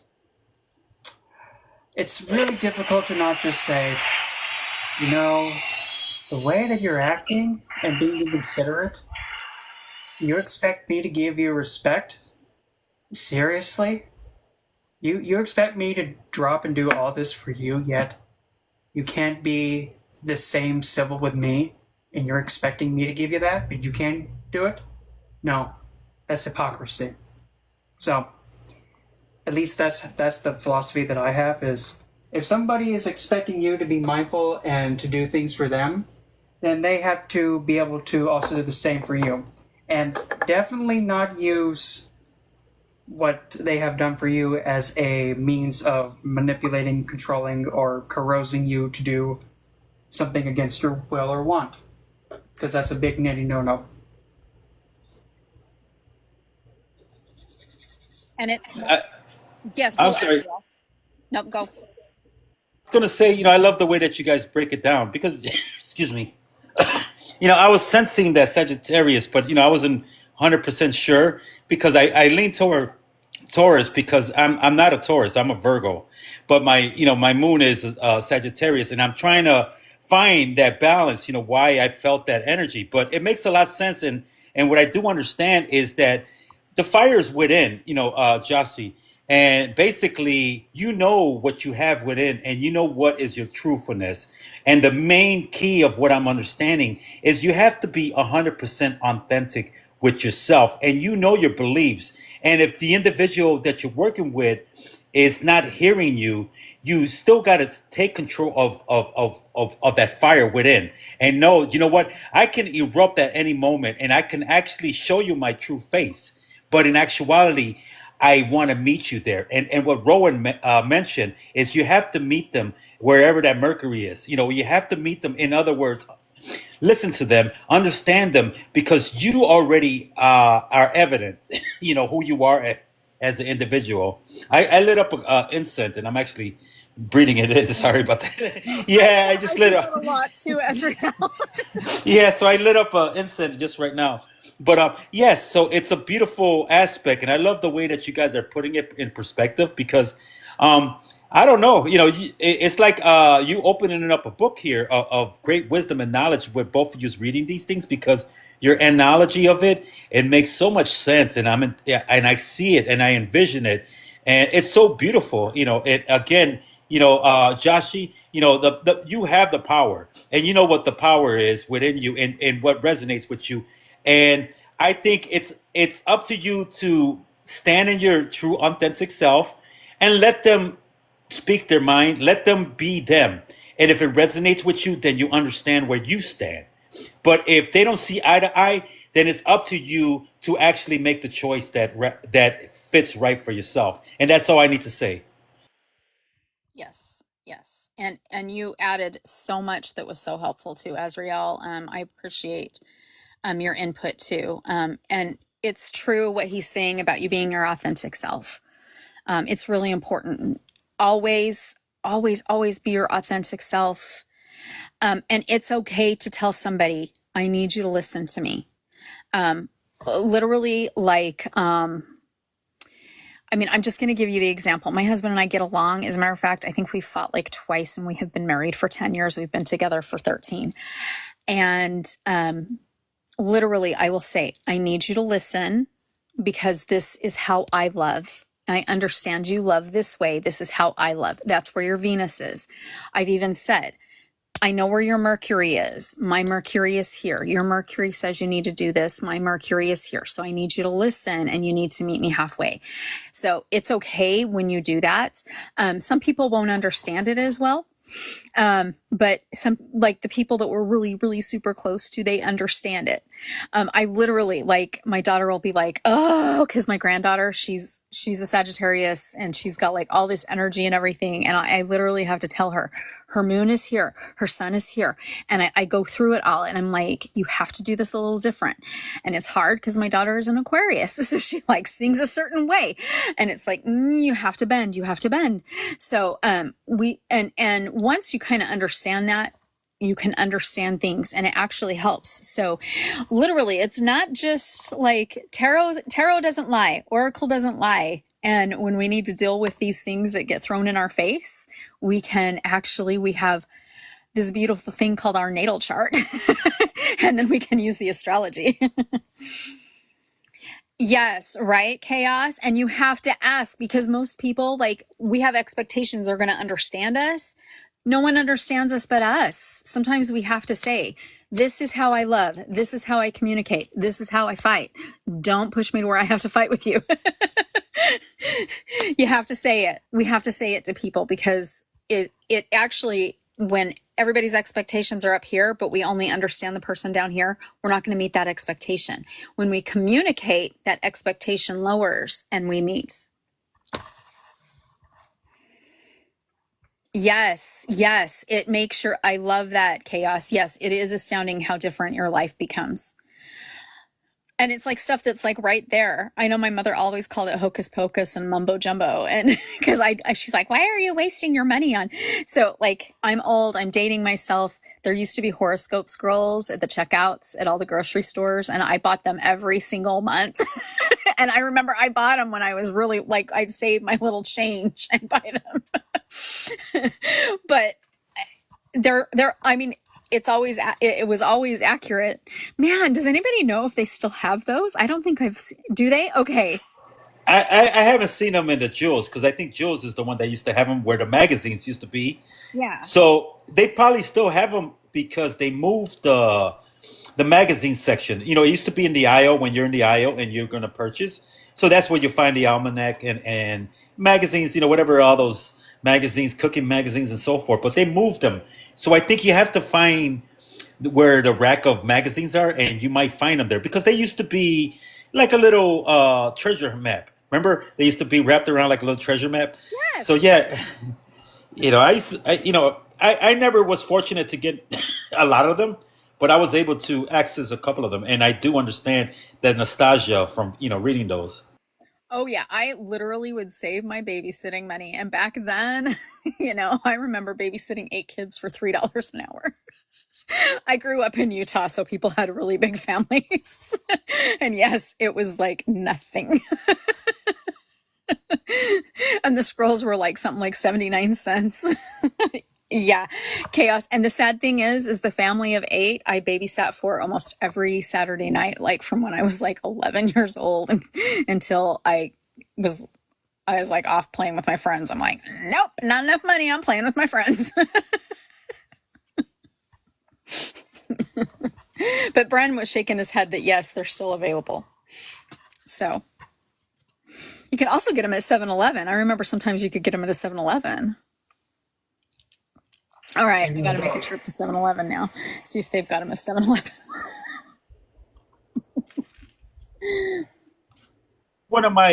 That's one of my regulars. Every day I'm at least twice, 3 times at a 7-Eleven. You know what? I could take a look for you next time. Next time they have they have everything. For kicks and giggles. Yeah, I'll definitely do that. Right? They even sometimes have like some of the most strange candies that like you remember from your childhood that you're like, oh my gosh, I remember this.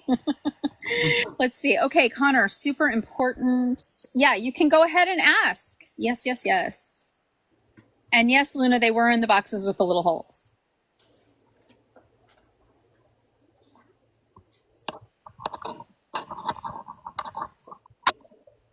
All right. We usually, if your question's long, we'll let you just pop up and ask your question, then drop you down, okay? There we go. All right. What's your question, Connor? Well, I have more of a explain what's going on, I guess, the last couple of days. Okay. Did my camera turn on or no? No, I don't think so. No.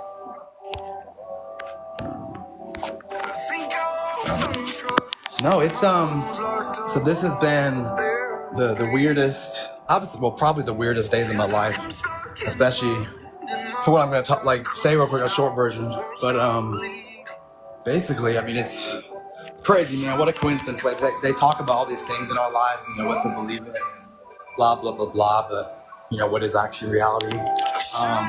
Right? But Connor, can you turn your music down? Because it's loud. Oh, there we go. Yeah, I just want to make sure we can hear you. Okay. My bad. No, you're good. Basically, so I went to this drug dealer dude's house to just go hang out and see him. I hadn't seen him in probably over a year now since I left everything. And he already was like curious about stuff, just about general questions of life and what happens after and blah, blah, blah. But it was really cool. Like for the first time ever in my life, I don't know why, I guess it's coincidence. I was, let me think how to say this. It was like everything that was coming out of my mouth specifically identified with that individual person. I changed 4 people's lives at the house because everything I said made perfect sense. It was so perfectly said and genuine and correct. Heck, some would say Christ-like. To be straight out, I don't know if people believe in that guy, because I might. And it's really cool to have every answer in life. It feels like it's been answered, while at the same time, my prayers too. It was a whole experience, and it's still going on. And I have these people in the house that are just their energy went from soulless to hope, and they look like children of God again. They don't look like wasting away humans. I say it like that. But what a joy that is! What a comfort! I don't want the credit. I don't take any of it. I give it to my Lord, and I'll go out the back door. But to sit here and watch that's my favorite thing. And furthermore, teach them how to do the exact same thing. And I convinced everybody in that house this last few days I've been here. And I was like, all right, cool. And it's like everybody I go around. This has been a very interesting start of the journey. I just want to pop. Can I read?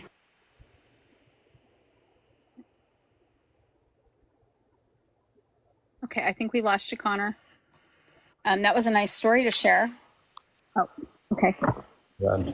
Well, we're doing tarot readings tonight. On Thursday we're going to have an open panel, You know, so if you want, on Thursday night, you can share or and the panel. It's just, a lot of individuals invested some time here Right. and they're waiting for their readings.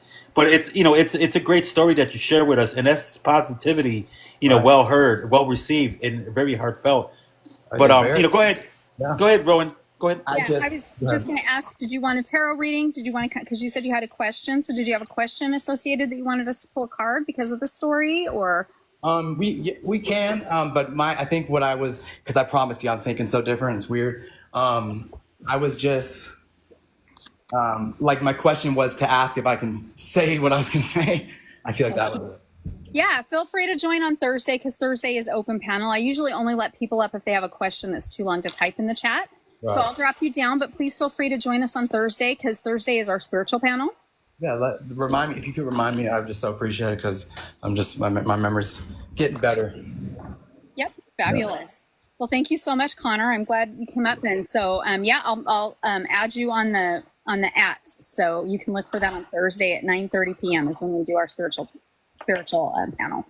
Can I know I was trying to, can I read these little like sentences I made up earlier? Because they're pretty cool. Could you save them for Thursday? Because tonight's Tuesday Tarot. So tonight is Tarot night. Okay. So, but thank you so much. You're welcome. All righty. All right. Okay. All right. Yes, Chaos. We'll pull cards for you. Ooh, you're supposed to have this other card though. So let me grab yours. And Azrael, did I miss anybody? At the moment, no, but Nope. you know what?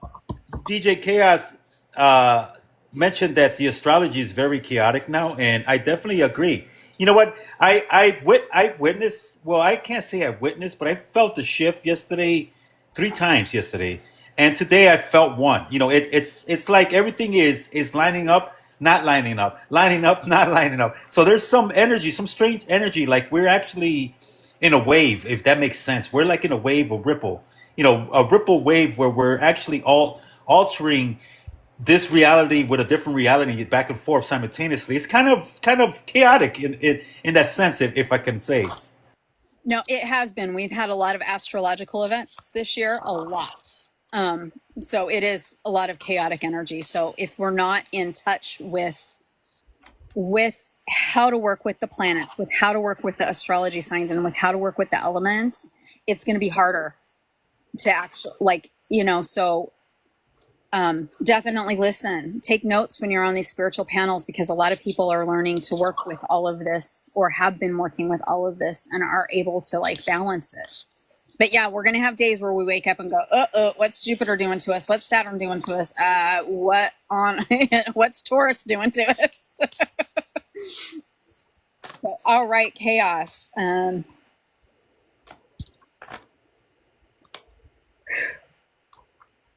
Wow, I got the 7 of Wands. Ooh, there is some opposition going on, honey.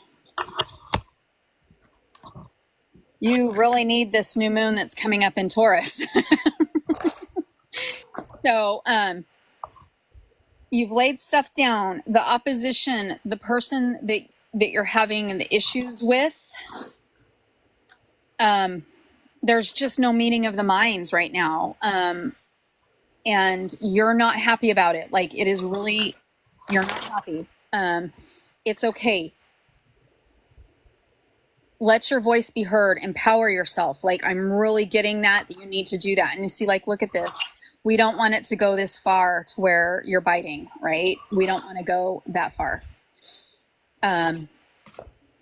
There's a balance, and Bren's going to get that balance, because I'm feeling that this card is now moving over to Bren. And we'll see what that card is that comes up, and we're going to see what the synchronicity is. Well, I have to pull one more because I pulled one. Now I have to just pull 3 altogether. So I have 2. I just need to pull one more. Ooh. Just waiting and waiting and waiting and waiting. That one? Okay. Alrighty. Well. So I got. Here's our chain. Wrong lever. The tower. Yeah. Oh gosh. See. Yep. Right there. There's our synchronicity. What's gonna go face plant is Seven of Wands. Seven of Wands is going to face plant. And your new foundation is going to be with the Queen of Wands. So it's like the coming out of left field moment, like the sudden thing that happens is that in spite of this happening, you're going to use that same environment to then... That is such a weird way of putting it. I don't know why my brain decided to say that, but it's essentially going from like this state of being chaotic, just grabbing the stick and saying, well, speak loud and carry a big stick, like what good old Teddy used to said. Speak loud, carry a big stick, and get control of all the things that are challenging you. Because through that sudden surprise, here comes this, but that conflict is gonna inspire sounds too weak. It's gonna ignite you to take that charge and to be like, well, since I'm the queen here, and we know what happens when the queen speaks, we don't tell her no, we don't get in her way, we just say, yes, ma'am. That may motivate you to take control of that whole situation. And if needed, just clock a peasant upside the head if needed. But you're gaining that control of that situation, and in a way where you're expressing the side of like, this is what's needed to be done for your well-being, and we're going to be trying to improve this. So inspirational, but a bit, let's just say sometimes the best way to help somebody is to kind of give them a brain reset, metaphorically speaking, so that way they can learn that behavior isn't the best thing to do. So really an energy of nurturing correction is what I'm seeing, and a lot of energy behind it. And I saw your comment, Chaos, and when we're dealing with that and you didn't get to have that last word, that's why we're getting the fighting. This is the time you will be heard. So go to the final resident of the person and get everything out. It's your time. Get it all out. The really neat thing, unfortunately, is this is the time they understand, because now they're seeing all aspects. So when you're in the spirit realm, and I'm telling you from experience working with spirits, when you're in the spirit realm, they can see all the aspects. And I don't know if you have any, I know you're an empath, I know that for sure, but let your clara gifts open up. And I really feel like Azrael has something that's really important that he's supposed to add. Sorry, Azrael, I like that connection. No, I do, because I could feel it, and I kind of know Chaos, by interaction with her, and the thing about it, it's remain in that confidence and determination of who you are, Chaos, because you are very unique. You have a lot of charisma, and even though you've been dealing with some unexpected changes in your life, you will be able to emerge stronger in who you are as an individual, because you have a lot of insight. That Queens of Wand that Brent pulled out, to add to it, it showed that you are embodied with that strength to be strong individual and navigate through anything that might seem unexpected. So you're not going through uncharted waters, for you are walking in the essence of truthfulness. Excuse me, if that makes sense. It was a revelation when it occurred, this moment that you are feeling and heartbroken with, but you are strong. You are strong. Strength is ghetto. Absolutely. Okay, so I'm gonna yield. Thank you. Thank you, Azrael. Brent, anything else that you might want to add? I just pulled one more card, and this is the one that came out. I don't know if you can see it. I can This see is the it. Six of Pentacles. Mm-hmm. But have you noticed how there's that figure, and he's leaning on the final headstone? resting spot. And then there's So, oh, That right there says it all. I mean, it literally says it all. All that symbolism is right there. yep. And what I love about this depiction of it is that on all sectors, especially with on the physical front, is that on the physical, what you do on the physical will also affect the other side. So definitely build or have a space for the one that passed. And it's a full moon on this card as well. And this is a card of Libra. So didn't we just have a full moon in Libra?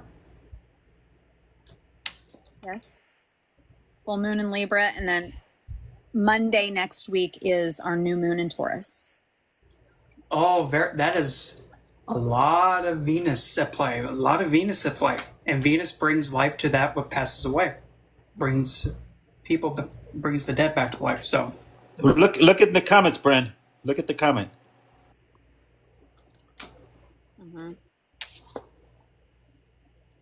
Yes. building that space, keeping that connection, and just expressing everything that's within. Yes. And you can do it a couple different ways. You can go to the final resting space, or you can put pictures of them up and make an altar for them, and they will come to you. So do what resonates, do what you feel it resonates. Right now I'm kind of feeling like you know which one it is. You know which one you're supposed to do, and you'll be able to have that communication that you need. And you've got a lot. There's a lot going on. That's a lot.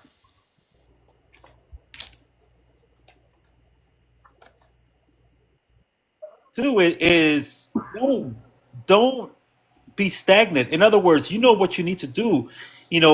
Approach it, do it. In other words, do it. Don't think about it and don't assess. Don't assess with it and be in the moment right now. Actually be with it. In other words, you knew what you need to do and connect with it. You're welcome, Chaos. And also, just based on, because I pulled another one, and funny enough, it's another 6. So there's Venus again. Do you happen to is the Chaos? Do you happen, by any chance, is the white lily a symbolic flower for you or family, or is there anybody that liked lilies, Easter lilies, white lilies? Or they may have liked Easter. Mm-hmm. Because, and it's, oh, okay. Because, wait a minute. Okay, I see it. So it's like, yeah, the lily. But when you have, on the physical, like when you have this being the first one, upon you going and, oh, I see. What you put out towards them on that side, and when you just give it your all, because based on how the figure that's, so physical, how he's completely engulfed on that headstone, like he is on it, like has his hands wrapped around it, and even it looks like even also has his feet around it a little bit. Upon giving your all to that, they will bring something back to you. Because you see that the boy is coming over handing a cup of white lilies. So, be on the lookout for anything related to white lilies as well. Brent, would white lily incense be a factor in this situation? Well, because I'm not sure, because I've never seen what lily incense, but if you have any connections to, let's see here, Queen Hera would be one, Our Lady would be another one, and by Our Lady meaning Mary. Any divine mother figure, goddess entity would also be of significance too.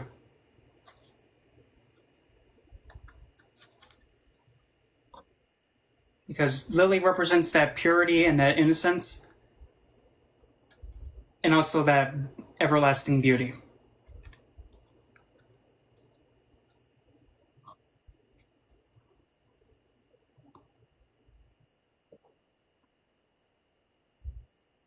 Book reading one time, and it wasn't spoken to me directly, but I understood. When we talk about, when we're the wind is one essence, and the incense, the smoke, is another presence of spirits.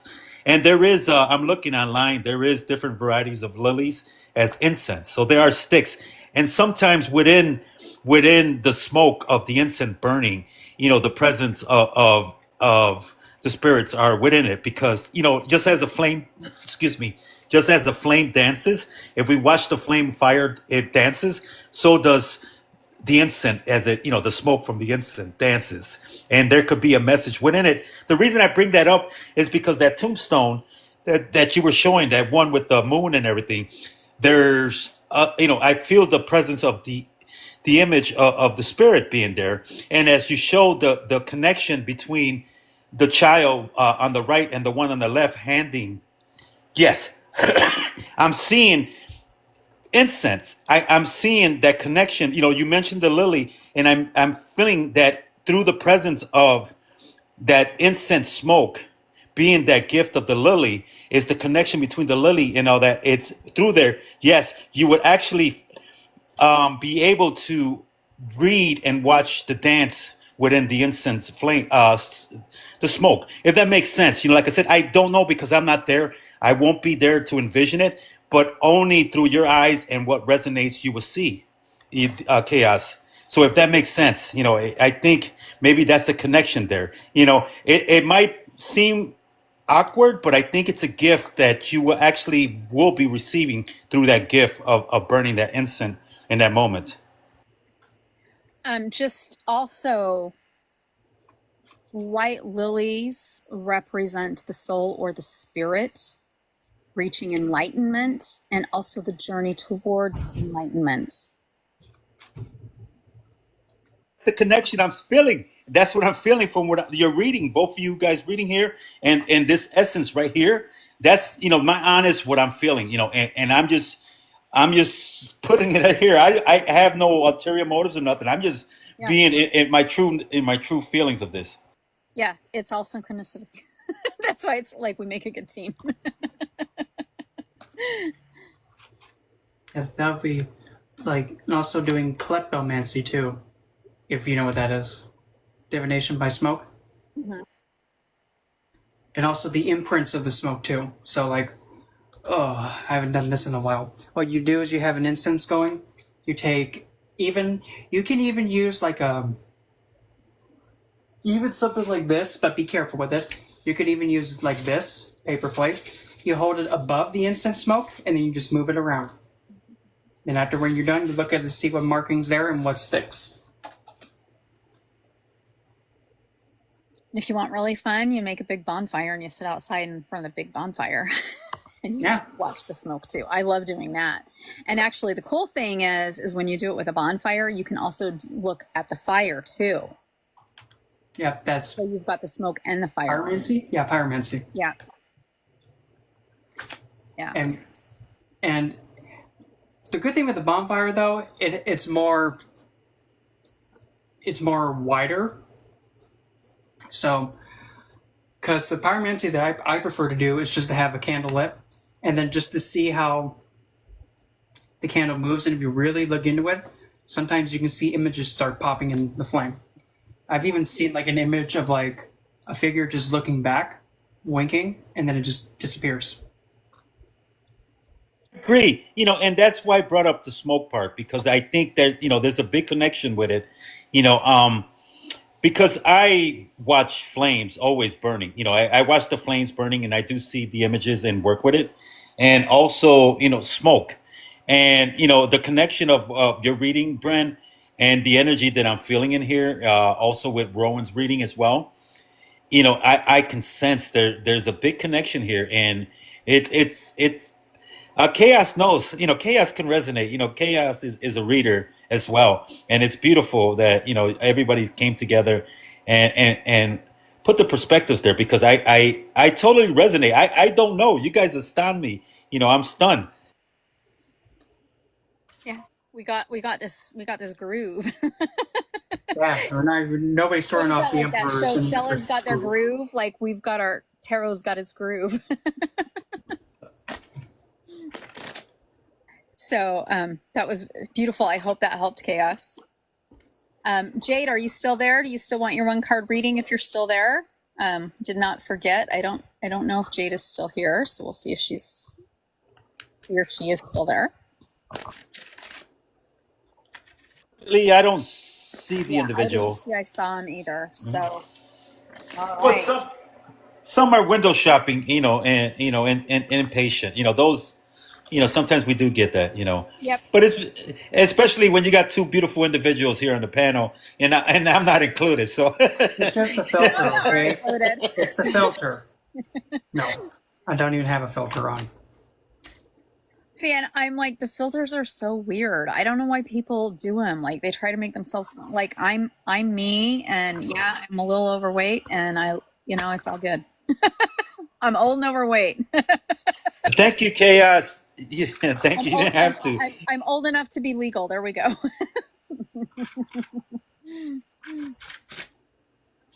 Thank you so much, everybody. So I do want to, we're at 9.7K hearts. So please like the live. That helps us get up here. And we are doing one card readings tonight.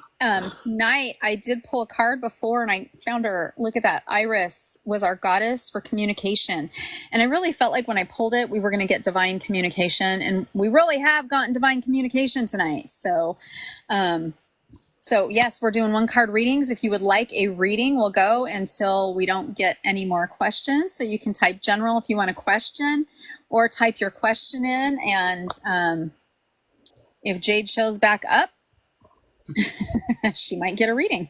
So it's funny, Luna, that you mentioned Blue Lotus. That is, well, and you know what else is funny is actually like earlier, because when I start, I do like either a fact or I show cards, and I literally showed this deck that I have and I love, the Herbal Astrology.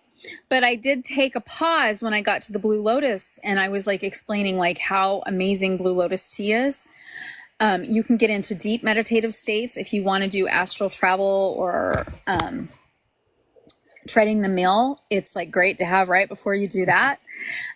So yes, Blue Lotus is awesome. Blue Lotus with jasmine. Oh, that is. Oh. I haven't tried that. Now I have done it with chamomile and peppermint, and it's really good.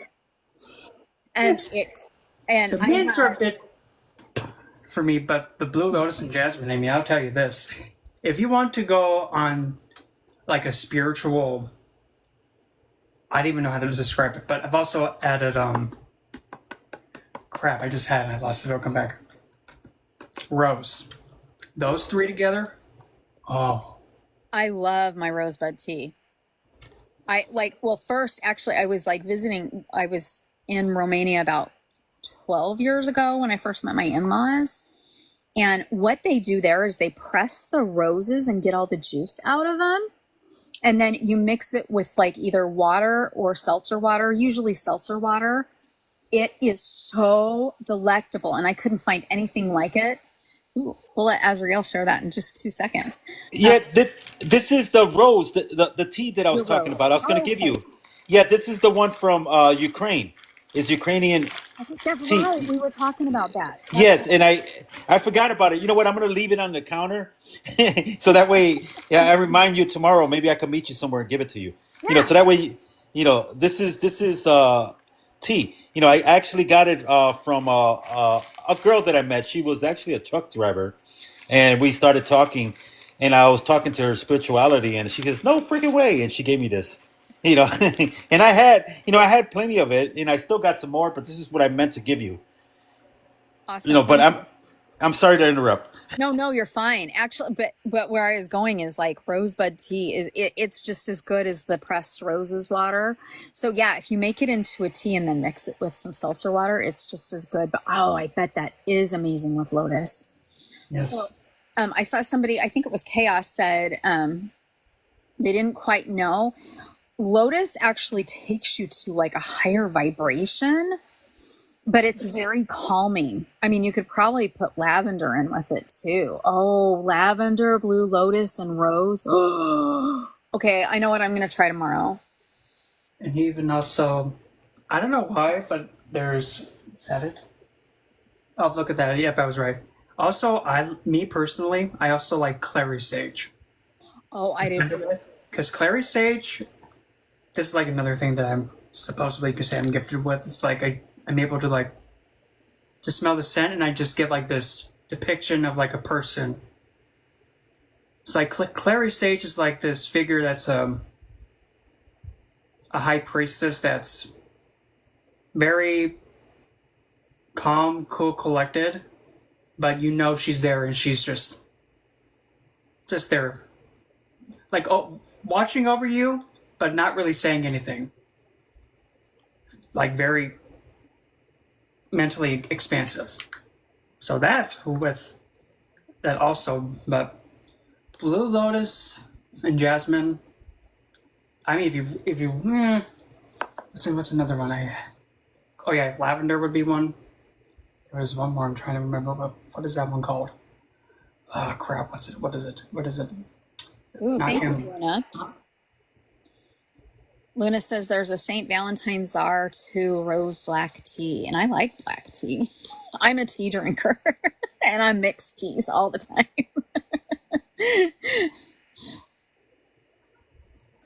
Sorry, Bren, I know I interrupted you, but... I can't even remember what that other herb was. It'll probably just pop out of nowhere like it usually does. Maybe while I show you my new teacup, you'll get inspired. This is my new teacup. So basically, you put it here, and you sip it, and you let it set. It's actually got dragons on here. It's made out of porcelain. It's a beautiful piece, and that's how much I love tea as well. I love tea. I like mixing teas. That's where I like to get local honey to put in my tea. You know what? Let me put it in the light here. I just don't want to drop it. Drop the lid on it. Yeah, that is gorgeous. Ooh. Thank you, guys. There was so I do in Chicago. There's the oddities, the World Oddities in December. And I was doing it this year. I was laughing because this guy, he does the funniest mugs, but he had a tea mug. And it said, I'm trying to think of the TikTok way I can say it. Like when we don't get embalmed the other way. It literally said, see our remains. And it was a tea. I was like, oh my gosh, how hilarious. Because I was like, it really was funny. So, we have to have a sense of humor when we're also working with spirits, and the spirits have senses of humor with us. But that one was hilarious. But yeah. I'm pretty sure some cultures actually did utilize that, in tea formulations. They mixed some of their elders or loved ones along with their tea drinks. Mm-hmm. Yeah, it is what it is. It's just, at least for me, if I was to do that, I probably would not be able to sleep well for quite a while. Yeah, but Blue Lotus has a lot of really great properties. It does get you... It gets you in touch with your psychic abilities and your psychic powers and the claras. But yeah, there's so many properties we can use it with, but it does get you into I like to take it right before I'm meditating or right before I tread the mill, or if I want to connect with like any of my spirit guides. If I'm like, all right, come on, let's hang out, so it is really great to be able to use that way too. So it is good to know. So, and yes, I did see we are at 11.4K likes. Thank you, everybody. And thank you so much for the gifts. Always appreciated, never demanded or required, but we do appreciate it. So I do want to, and if I didn't thank you personally, my big thank you to everybody for Azrael's, Bren, and my gifts. So we do really appreciate it. It is Tarot Tuesday, so we are doing tarot readings tonight. So if anybody else would like a reading, you can type general if you would like a general reading, or type your question in. As you can see, we also sometimes go out on tangents, and it's okay because, we're here to learn and grow from each other. So all good. We just go with the It might also encourage the next individual question. When we're doing a one card tarot card reading. Tina, did we read Tina Fancy Hyatt's a card? Tina, did you get a card read? If not, we're doing general or question pulls. Yeah, if you want a card, Tina. Yep. 11 and 7 are your numbers. There we go. Yep. Well, now we're at 12.2. Thank you, everybody, for the hearts. We love hearts. Our heart is our middle chakra, and it also is the core of our body.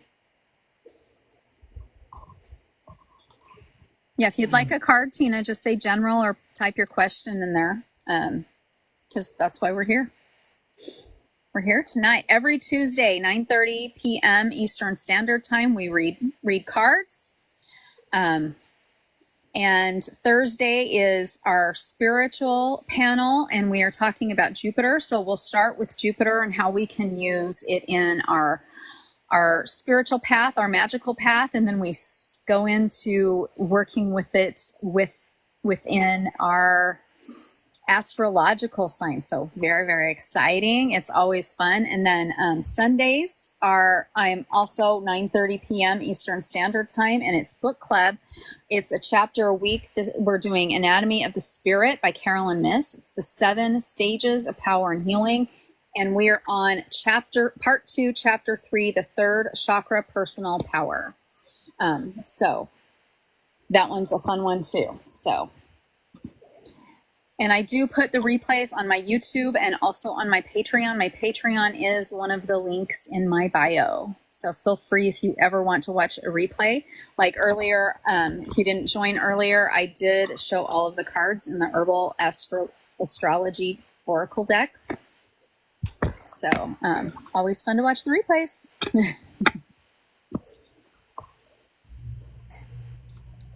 Azrael, while I was going on, did I miss any? I know you're my. Oh, No, I'm here. Did I miss any questions? Did anybody have a question or a general that I might have? No, I don't think none. But there is a reminder that today is actually 422 portal. Yes, 422 portal today. That's why, like I mentioned earlier, the shifts, we're constantly ping ponging because we are in between two of them. There was the 420 portal and then the 422 portal. So, and I felt it. I've been feeling it a lot more yesterday than today. And then, I caught myself a couple of times like, why am I so tired? And then all of a sudden I'm feeling good. And then now that I think about it, jumping back and forth, that's why, because one version of me is the tired version of me. And then the other one is the good version of me. When I say good, yeah, so we're ping ponging back and forth in our vessels, and it's strange, but it's us being able to be aware of this is the key. Yeah, and we just moved into Taurus, and we've got the new moon coming up, and we've got all this energy. Like there's just been, it has been where all the astrological signs and everything and where the planets have been this year. It has been a lot of really interesting energy, to say the least.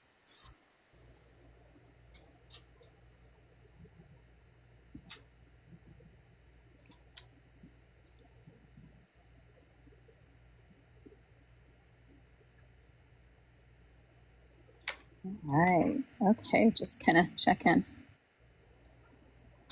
Yeah, actually, everybody has been tired today. Every single person I've talked to today, when I'd say, "How are you today?" I'm tired. That's been the answer all day. And I slept really good last night, so I was like, "Why am I tired?" Because I slept good. It's just the energy. All right. Well, we'll start. I'm gonna go ahead. We got Fractalia, and she's asking, wait a minute, Asriel doing a reading? No, I'm not doing readings. I'm just here accompanying my wonderful friends here. We got Rowan Ravenwolf reading, and also Bren doing readings. And I'm just giving inputs, sometimes if I can add to it. But if you want a reading, we're doing free one-card readings. You can start with a general or ask a question, and I'm pretty sure Rowan or Bren would be happy to start off and actually read your card. Yeah, you can put general or a question. We're open, and if we don't see any, we'll. And Luna said she would. Oh, Luna, did you want one? Let's see who's requesting to come up. Bactelia, is that for your question? Whoops, wrong lever.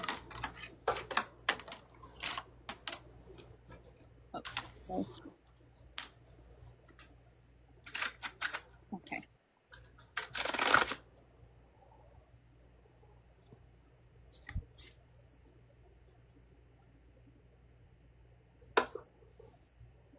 In fact, Talia, did you have a question that you wanted us to pull cards for? Yes. Hello. Good morning. How are you? Thank you for letting me on panel. You're welcome. Basically, I am interested in financial situation in the next period, and that's it. Because luckily, all other aspects are pretty much now stable. All right. Okay, so we'll see what your financial future holds for you. And keep in mind, our futures can change, so it's not set in stone. Yes, of course. Of course, I have that in point. Yep. And I can see Bren's looking for his, and I'm like, yep, I know which cards I was supposed to pull. All right. Ooh. We've got a justice card here. So, all right, with this one, we've got some fire going. Okay. Right there. Nice. So, yeah, I'm really getting I don't know if you're getting an inheritance or something is coming your way. It could be that you're going to get a raise, but it's something that you have deserved for a while. Nice. Yeah, let's and we'll I know right now yeah, it's you can see she's blindfolded. So it's coming your way. It's something from the least place that you would expect it. Okay. And Bren, for some reason it's supposed to go to you now. So we're gonna see what this chain is. Let me flip it. You got Hades, but look what his title is. Okay. Lord of Riches. Lord of Riches. I mean, look at that. See, you can see the synchronicities between. And funny enough, equanimity, justice, wisdom, and inevitability. So it's something. And also, he's also holding the golden apple of discord. So it's whoa. But the way that I'm looking at it is that he's in the monochrome color, but the golden apple is the only thing in color. So it's whoa. The energy of discord is being contained and held down. So it's going to be something that comes in that is something that can't be avoided. But it is saying that whatever is owed to you or what you're going to get is inevitable, and it is just for you to get. The only thing that is also saying is that just be wise in how, when you obtain it, how you best put it to use. Okay, that's a really good advice. Yeah, and what is Yes. really neat here is if you can tell, she's floating. Oh, whoops, other way. So, like literally, this is like a spirit in Hades' realm that's bringing you this. Nice. Oh, they're compatible. Very, very. Here also because Justice cards have a golden scale and Yep. Hades has golden apple, so Yep. really nice. Yep. Thank you. You're And welcome. that's Hades is another. also, being a deity over the underworld, he is also a judge for being like over divine law. So that also resonates too. Yep. Yeah. Azrael, you had something to add. Yeah, I love the synchronicity, both of them because, both cards, especially with the Lord of Riches, being associated, like Brent said, with abundance and success, in finance. I definitely believe that Fractalia, what she needs to do is actually find to release the fear of financial fears because if you're scared of finance and you're always in fear of it, you won't be able to overcome it. So you need to actually start by setting goals and actually taking the small actions by improving your situation by cutting down on the burden that you're putting on yourself and actually find yourself in a state of wanting the abundance, feeling and being in the abundance, and starts with the abundance of self. I'm full of riches. I am riches, and with letting go of the fear of not having abundance within self, you're going to actually open up the flow of of it coming to you in a proactive way. You're actually bringing it to you. You know how they say, when you love yourself, love will find you. The same way, when you find wealth within yourself, you are the gold, you are the wealth, you are the treasures. That the treasures will actually come towards you. So as long as you let go of those worries and not worry about the finance, but allow yourself to be active with it, I'm making my first step. I'm actually creating a budget. Whatever you're working with, even if it's the minimal, start a budget. And from that budget, you're actually making an approach to be able to be the support that you need and seeking the answer, if that makes sense. For it's going to come to you once you take those small actions and self care. And self care, it's simple, but it's engaging in those things that actually make you happy. Once you find yourself happy without spending money, you're going to be just like those individuals. Why is that person winning money if they don't need money? Why are they winning if they're rich already? And you're rich already in wealth and self love, and the wealth is going to find you. Nice, And also nice, very getting nice. invest in yourself. Invest in yourself because whenever you invest in yourself, you're always going to gain. Because, like for example, if you're spending money on yourself to enjoy, that's investing in yourself. And investing is that word that I'm using specifically because investing is when you take money or you give to something to get something back in return as like interest. So investment of the self Yes. always brings back that reward to you. Yes. Yes. It Nice, nice. And I like the way that you put it. You simplified it. I love that way. I didn't have to say all that. I could have just said that. Thank you, Bren. That is beautiful. And the nice No. thing is we have new moon in Taurus. Taurus is a grounding, but it's also that materialistic moon. This is when you can actually bring that abundance, that prosperity and wealth into your life.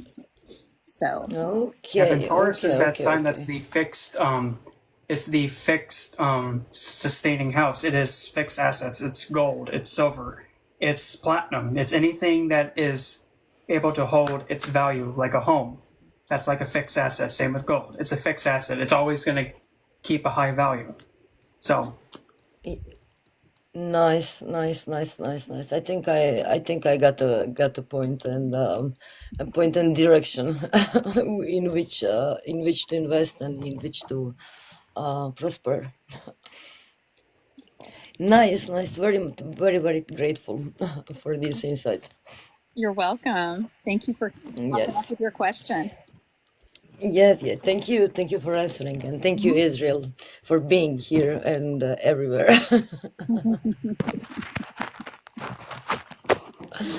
honor. Very It's a pleasure. And it's an honor and a pleasure. Thank you so much. Same back at you. It takes one to know one, definitely. Definitely. All right, and thank you very much for these answers. I needed it because I think that that core fear is not even mine. I feel it like it's something that is from my parents, because I was always having a faith in my universe and that it will take care of me so I can take care of others. But that fear of safety and I don't know, it's not mine. Definitely, it's not mine. It's something that is so pushed in me that I have to get rid of it, like it's mine. So thank you for that. Thank you for that. There's I something really, that you said. There's something that you said there, and you said that the universe is going to take care of you so you can take care of others. But the initial thing is that you need to take care of yourself, and then the universe will actually help you take care of others. If that makes yes, sense. yes, absolutely, absolutely. Yeah, choosing yourself first. Yeah, Exactly. definitely agreed. Yep. Definitely When we're agreed. when we're healthy, we can help others easier. Exactly. We can just like pour up in others only what we are made of. So definitely yes. Thank you very much. I really appreciate it. You're welcome. Thank you. I'm gonna continue to listen to you. Yes. And it's nice to meet you all. Nice to meet you too. Thank you Yes, for coming out. definitely.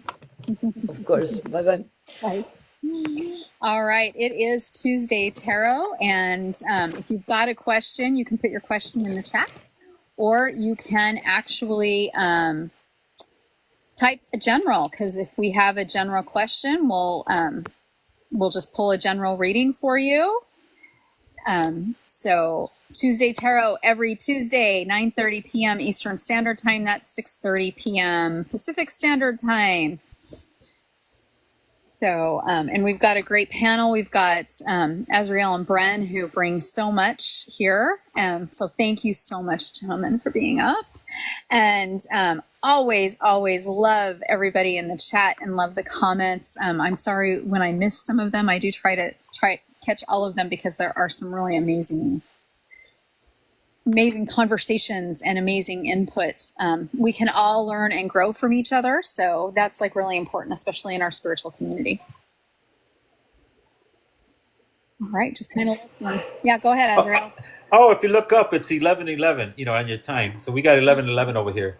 Wow, it is 11:11 for those of us in the Central Standard Time Zone. Yep, it's 911 for me. Haha.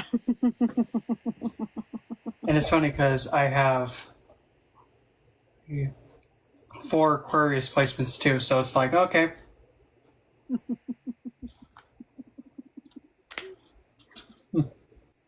Planned. All Always planned. interesting, always fun. Let's see. Okay, Luna says she would like to come up. What Sure. else? Yeah, I was gonna say, Luna Tuna, just request, and then we'll bring you up here, and you should be able to answer ask your question. Yep.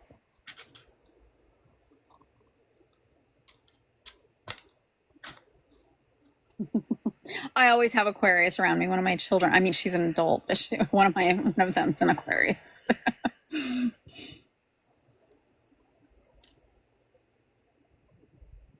Yes. All right, just kind of seeing. Oops. Am I missing anything? Leo and Aquarius. There we go. Peace, love, and light, and joy. Yes, Rain, back at you. We need to spread more of that in this world. We really, really do. So important that we do that, because that's a higher frequency, and that's what we need in this world, is higher frequencies all around.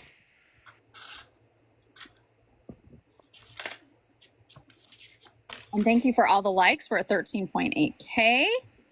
Ooh, beautiful picture, Azrael. I'm just trying to find something so that way it doesn't bleed through. Let me see here.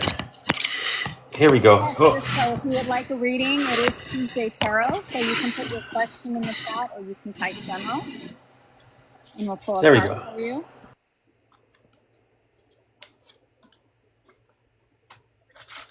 But yes, we do readings, so we just kind of had a little quiet time, waiting to see if anybody had a reading that they wanted done.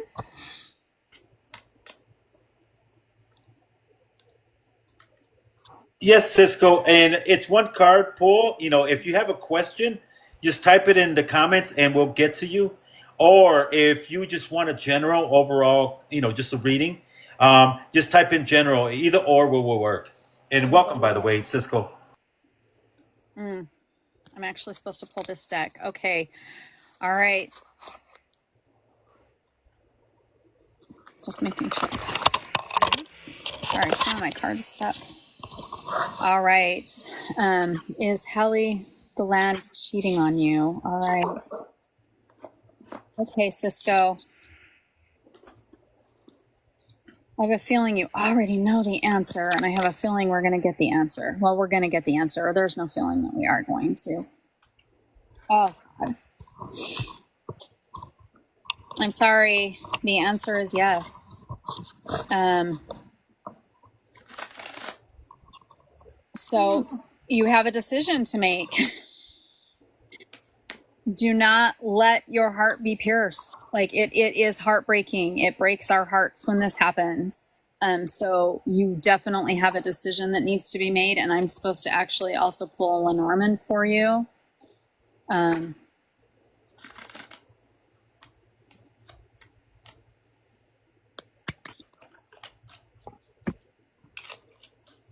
Oh, yep.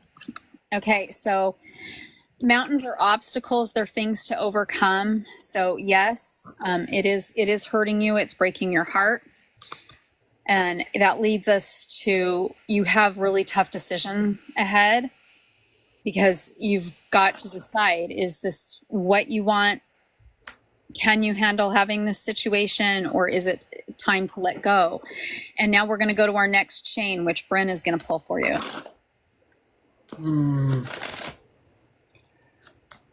Yeah, I gotta pull another one because one card came out and it's like, okay, because again with the choices, so. We don't want to keep giving you choice cards. I mean, it is a tough decision, though. I mean, these are really hard decisions.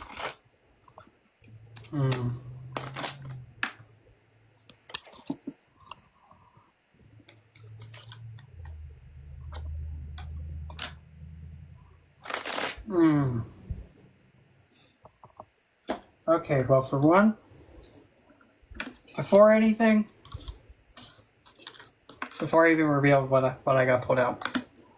Now, when we have an instance of cheating, now again, this is also not negating the experience, but when it comes to that, there also has to be the awareness of what do you define as cheating?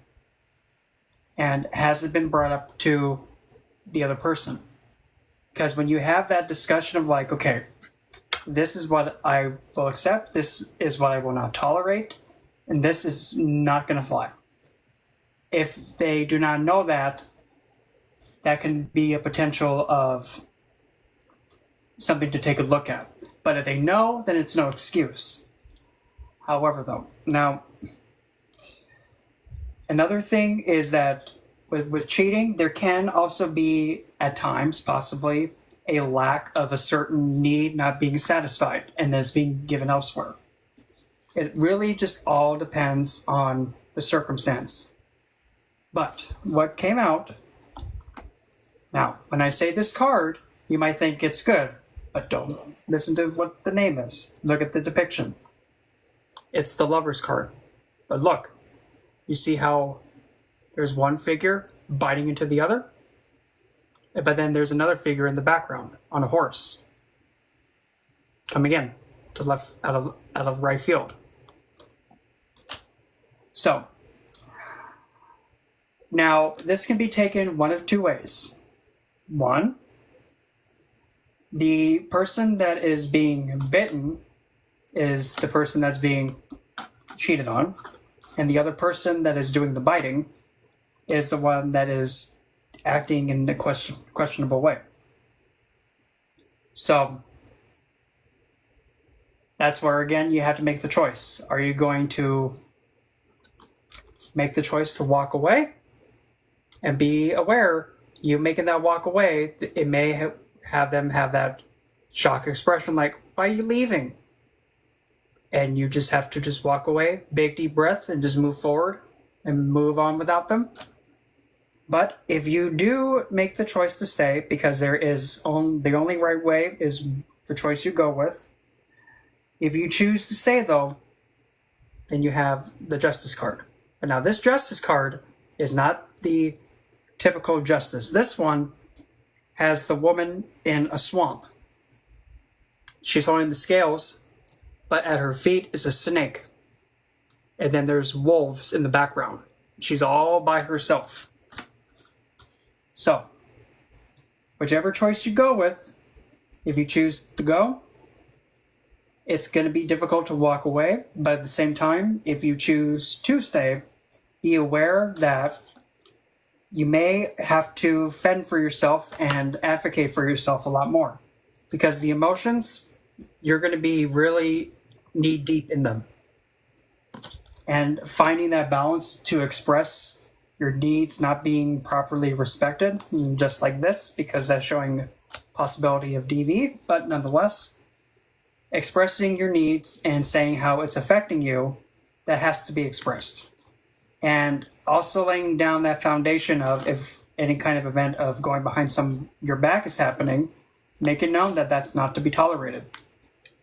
And also asking if there was a need that you weren't meeting, because if there wasn't a need, that can possibly be something that can maybe be worked on.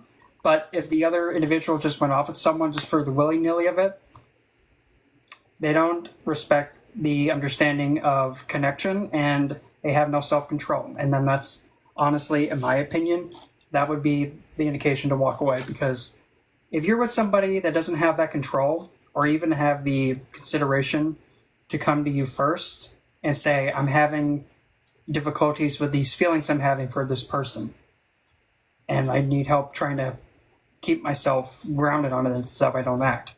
The effort that comes in for that is showing that they're bringing it to your awareness because they're seeing you as that other person. But if they do something to sneak behind your back, then no. So the choice is up to you. I want to chime in onto it. Another thing too is that that first card that Rowan pulled out, excuse me, which was the Three of Swords. The Three of Swords also, three representations of different cheating aspects. We do have the emotional, where an individual is connecting with somebody else. We also have the physical, where somebody's actually, with somebody else physically. Or then you have the full-blown infidelity, where the emotions and the physical aspects are involved. So pending on, what resonates and what is your relationship and where it stands. I forgot the individual's name. Darn it, I forgot his name. But it's understanding that yes, cheating hurts, but you have to know your history and what of that history you value. And if you value that relationship with that individual that you felt is doing the infidelity behind your back, is it something that can actually aid you and help you overcome and heal, and actually find a resolution between both of you? Or, if the first one, which is that emotional cheating, if that is something that you can easily overcome and actually work with them, then you put that value of that relationship. Because if this is something that you want to work through, then you yourself, like Brent stated, it's up to you. You have the choice. It's your call, and the cards are in your hands. And these cards that were read to you are giving you a full aspects of, what you need to do, because it symbolizes a lot, and the hints are there. But it's what you feel in your heart. If you feel that it's heartbreaking and you've been betrayed by the individual, and understanding that your relation can't go and continue because you're emotionally in pain, maybe the first step you need to do is actually find time for yourself and heal from it, and then give yourself some time to look at it. Maybe you are overacting because it might have just been a communication. It might have been just something as simple as individuals connecting, whether it's watching a movie. Oh, I like that movie too, or just talking. So maybe that's something that maybe you need to put forth and maybe communicate a lot more with that partner that you had. And with that, I'm going to yield. Go ahead, Rowan. And also, this go just ahead. popped in my head. Whenever again, well, how am I going to put this? When you're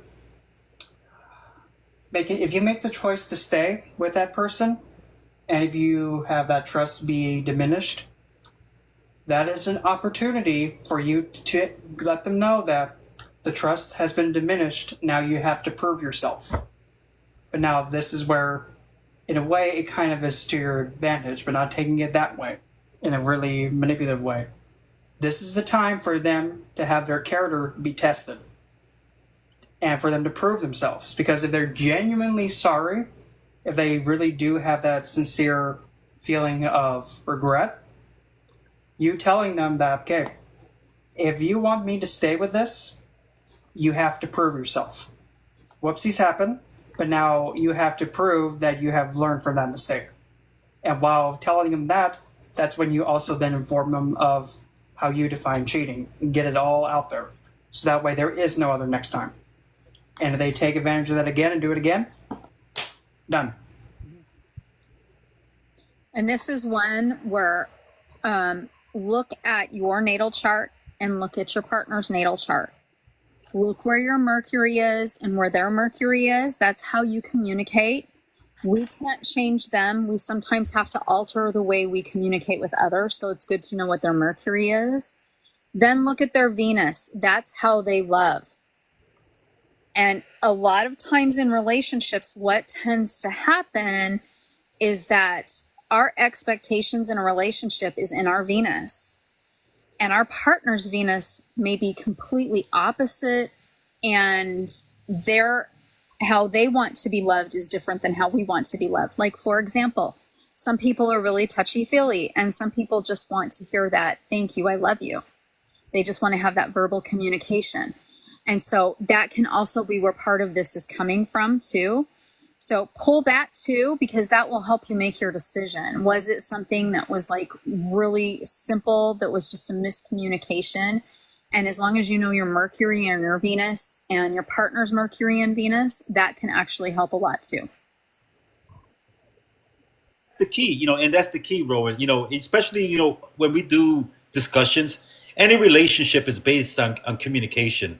And, some communicate in the physical form, like being affectionate with, with an individual, and some are through that emotional. And when we talk to somebody, we're expressing ourselves through emotions, and that's a big factor. And it's understanding where cheating crossed the line, and like we're here to give you an answer, but we don't know the complete story.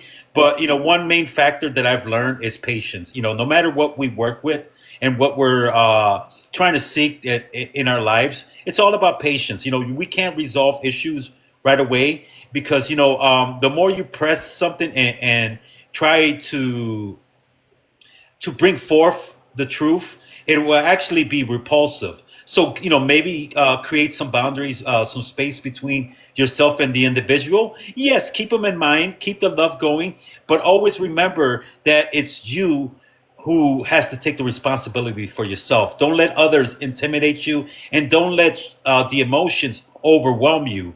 Find your place where you can actually make a clear call on what resonates with you. What do you want, Cisco? What do you want? If it's evident and the infidelity did occur, what level of it was it? And what level of it can you tolerate?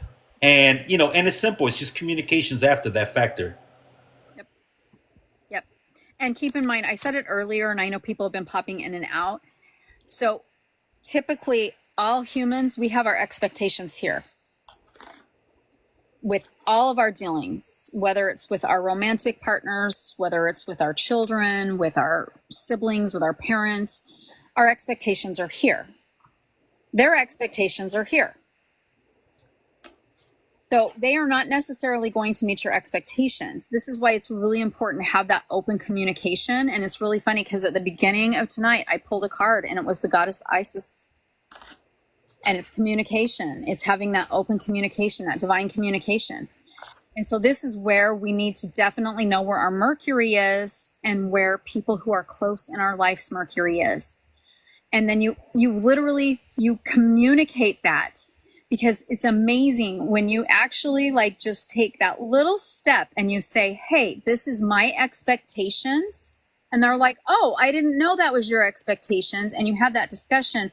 Whoop, you're both on the same page or both at the same level. So you don't have someone way down here and someone up here. So that's really key. So yeah, any romantic things, and this goes for anybody with questions on romance, know where your partner's Mercury is, that's your communication, and know where their Venus is. That is how they love and how you love.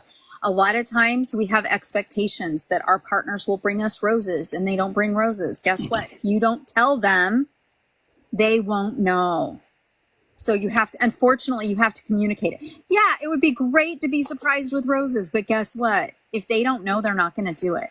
If you tell them from the onset, hey, you know what? Every once in a while, I want roses. It works. So I don't think I'll ever date again. My expectations will be too high. You know what? Vintage chick, I actually said that and found the greatest man in the world. And actually, when we first met, we were friends and we both said we were never dating again. And here we are, we're married. You know what? Heal yourself. 100% heal yourself. And if love comes your way, it will come organically and it will come because you are healthy and you are authentic. But be able to live with yourself, be happy with yourself, and have your own happiness, and be you, be authentically you. That's my best advice for you. And then if love happens to come, it comes. If it doesn't, it doesn't. But if you can live with yourself, it's all good. Yep. I mean, I'll even back that up, because the way that I met mine, I mean, they just totally just came just literally out of nowhere. Like literally, I was just minding my business. Oh, okay. Hello, love. It literally came like that. I was not expecting it. And I mean, well, 15 years ago, I mean, for goodness sakes, on MySpace, of all the places, that's where it happened. Got a friend request, and that one friend request is how it all happened. I love MySpace. Is it even still around? Yeah, it is. It's just that most of the stuff on there doesn't really work that well anymore. Yeah, it's not the same, but it's still around. I've seen the domain. But yeah, that was before Facebook, and I really love that place because, as a musician, all of us, even the individuals that were out there, we could do so many things with MySpace. You could personalize your background. You could put music. It was awesome. That was a great time. And then Facebook came, and changed everything. But anyhow, I just want to compliment you guys again, Rowan and Bren. You guys are a great team, and I really am very honored to be in your essence because the flow that you're creating, I can feel it and I can vibe with it, and that's why I'm getting these downloads because you put it there in so much images, and the way you decipher the messages that are being delivered. I hope everybody that had their cards read today can agree with it, because I can definitely agree with my reading. I had one card read today, and it's beautiful, and it's great. Let me shut up. I'm going to quiet myself. You're all good. Thank you, Azrael. We love that. And you know what? Your downloads help us so much. So there's a lot of synchronicities here on Tuesday Tarot. So, and all three of us are usually here on Tuesday Tarot. Actually, we've never had a week since I started that we haven't been here. So Tuesday Tarot is at 9:30 p.m. Eastern Standard Time. We do one card readings. As you can see, every once in a while, we're supposed to pull another card to get clarification. But we do have great synchronicities here. So doesn't happen very often. But yeah, we have this beautiful connection here. So we are going to wrap up for the night because I have to wake up really, really early. Well, I do have to because like you get to pick the hours you want to work, and I don't think I can change them now. But before I go, I'm gonna let Azrael and Bren say goodbye, and they'll let you know how you can find them and when they do. Oh, one card question. Yeah, we'll do one more vintage. So please go ahead. Did you put your question in there, and we'll pull for you? And then we'll say our goodbyes.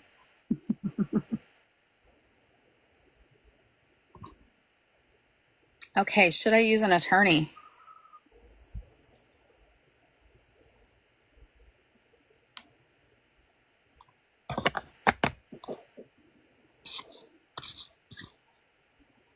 Actually, I'm supposed to pull this deck. Before they read, I'm going to just be straight up. Would it complicate the situation, vintage chick? Getting an attorney, would it complicate it? And would it help resonate, what you think is right? That's my brief answer. No, we got the Scaife. This is a big no. It just like Azrael got that message that will it complicate it. That's the big no. Wait, okay, I said that wrong. This is a no. Azrael just said, will it complicate it? This is saying if you do, it will complicate it. Okay, you feel like he's hiding money? You might need a PI. PIs can pull financial reports.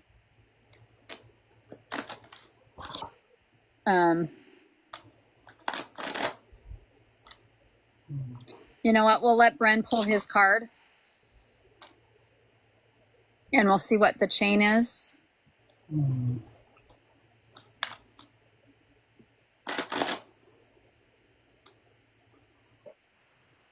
Yeah. The only reason. Oh, there you go. Left or right? Vintage chick, left or right?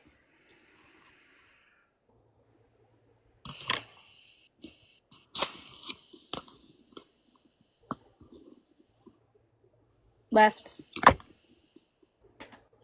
Okay, the top or the bottom card? So top or bottom?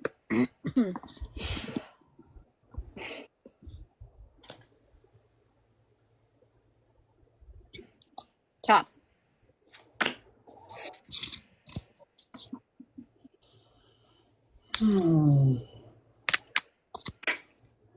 Does somebody owe child support? Does somebody have obligations that they're not paying?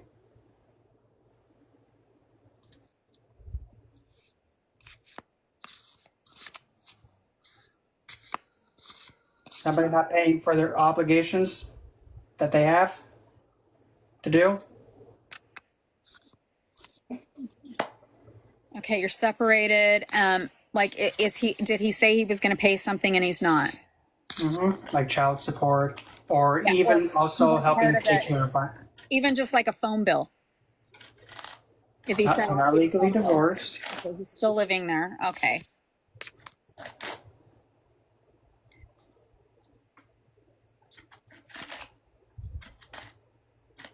He goes back and forth. Okay. Ooh. Okay. I wanted to pull another one too. So we've got the Tower. This tells me he is hiding. Didn't pay the mortgage this month. There you go, Bren.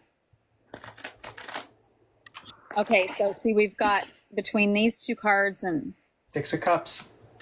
Yep. The Six of Cups does represent that fantasy land of like having a dream home. Okay, now.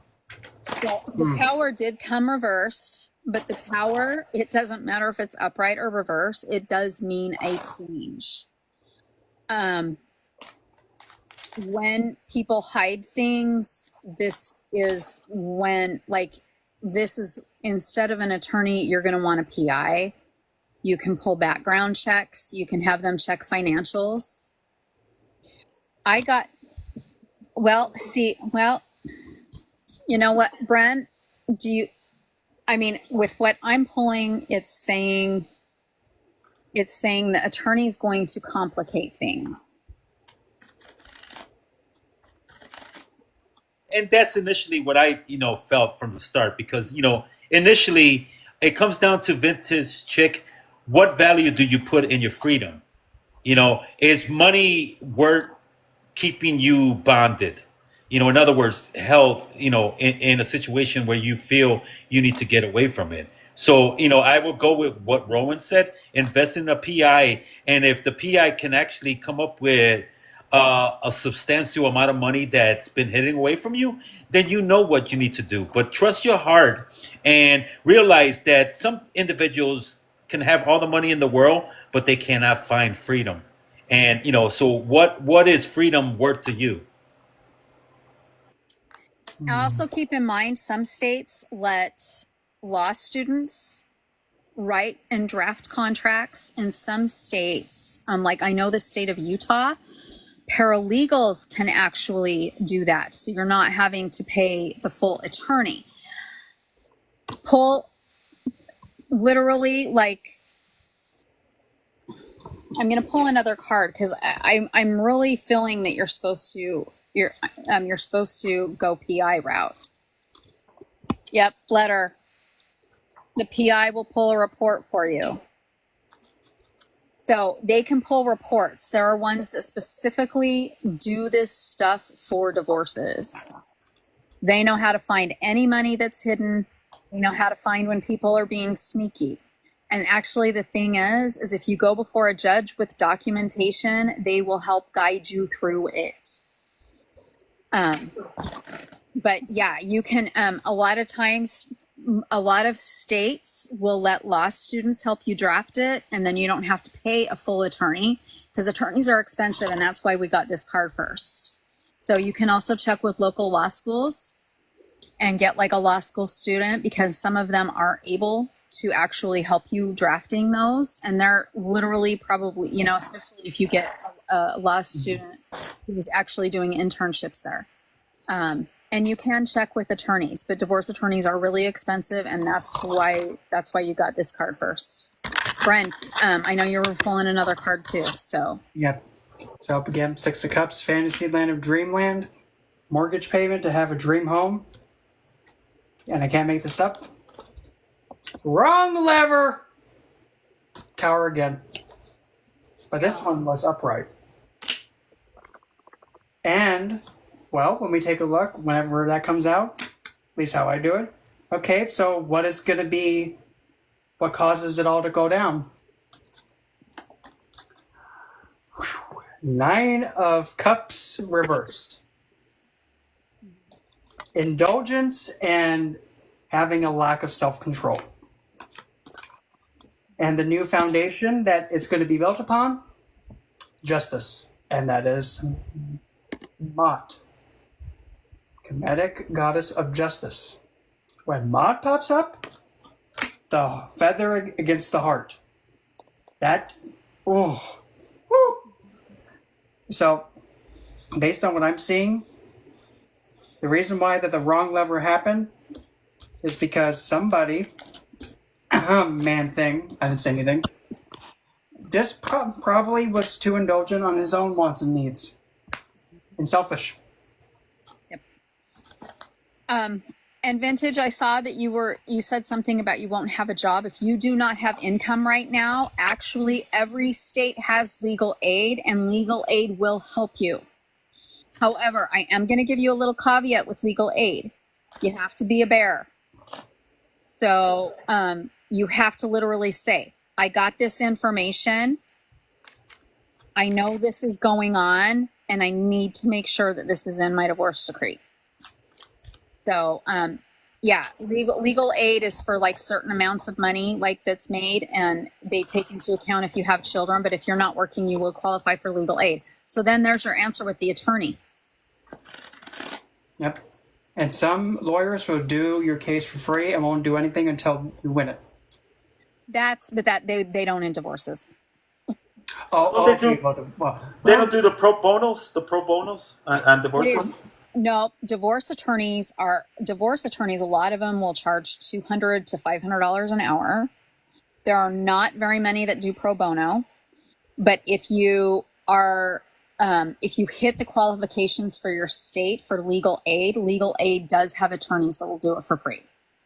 Those are like, because attorneys have to do so much pro bono work, they usually go through legal aid. They usually don't do it through their law firm, they go through legal aid.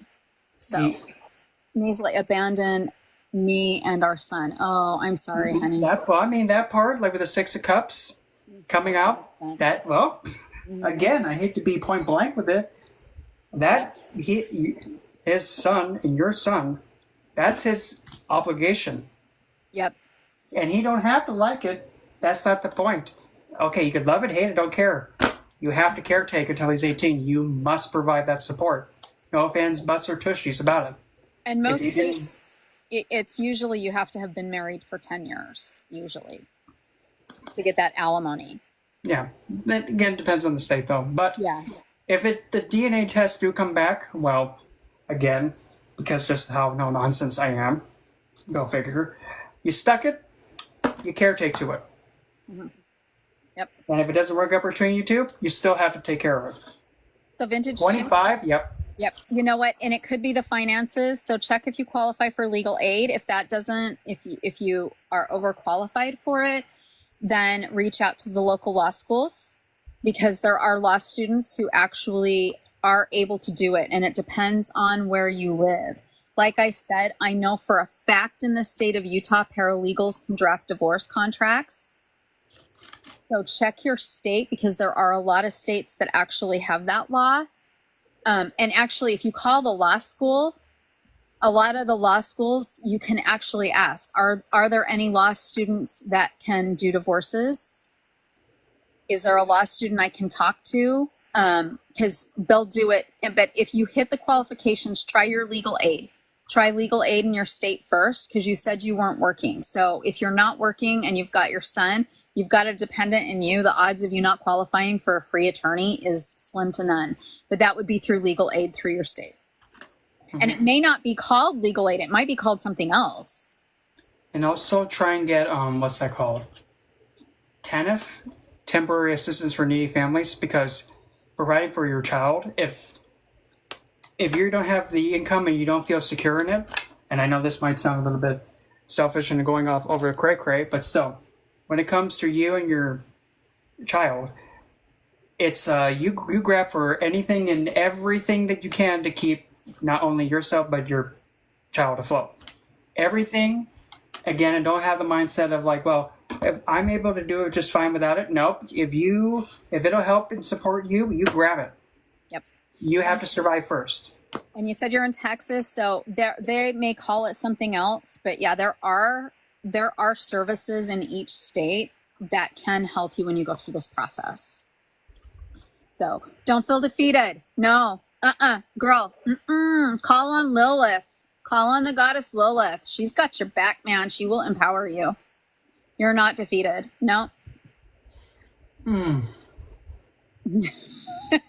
Yeah. Sorry, we both work with Lilith. Well, okay. Just tell the man thing, love, if you're going to try and lie about stuff, can you at least make it believable? And you didn't pay the mortgage?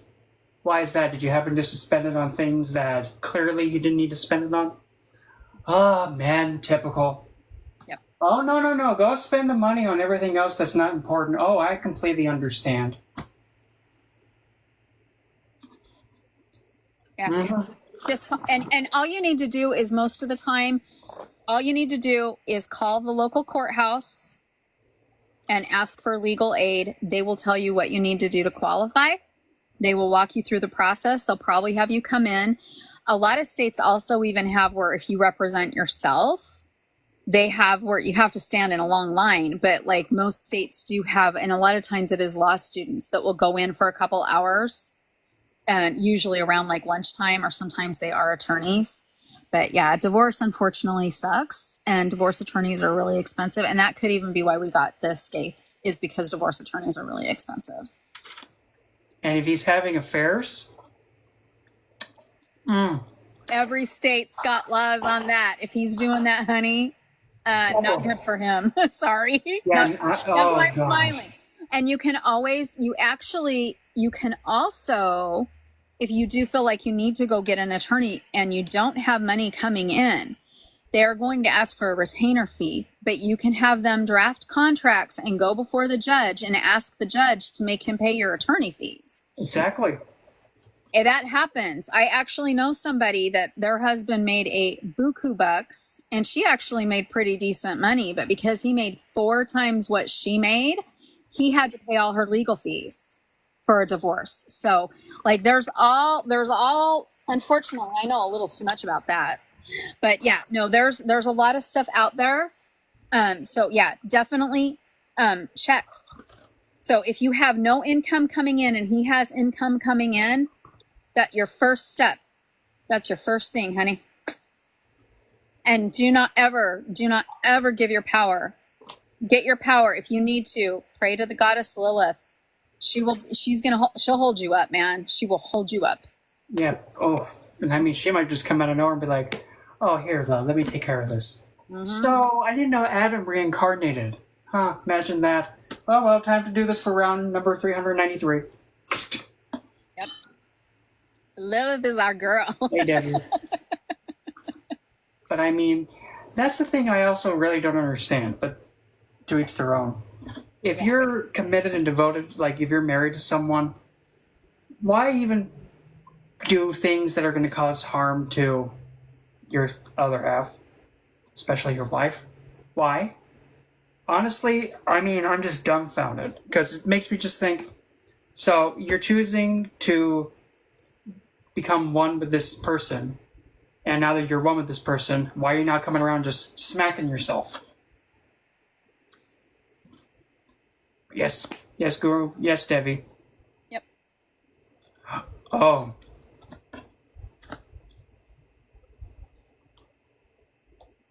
Yeah, Luna's right there. You do need to do that. Mm-hmm.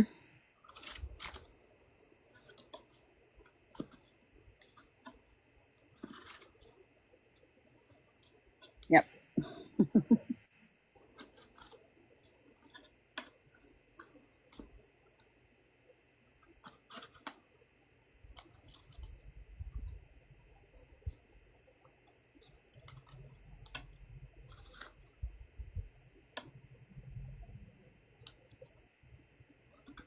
Right.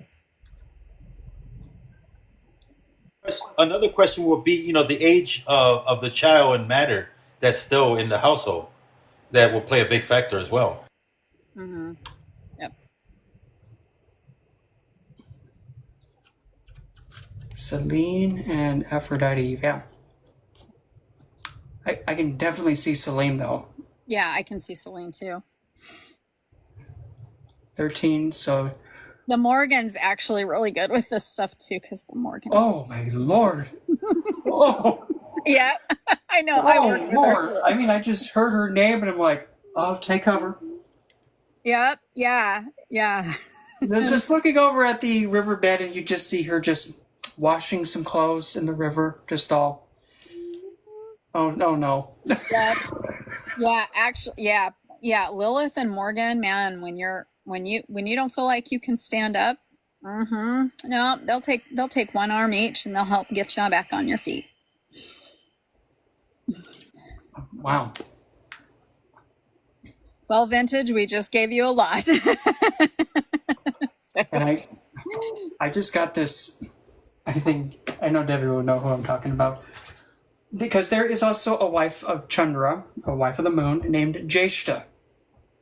And Jeshta is the eldest wife of the moon, the eldest sister.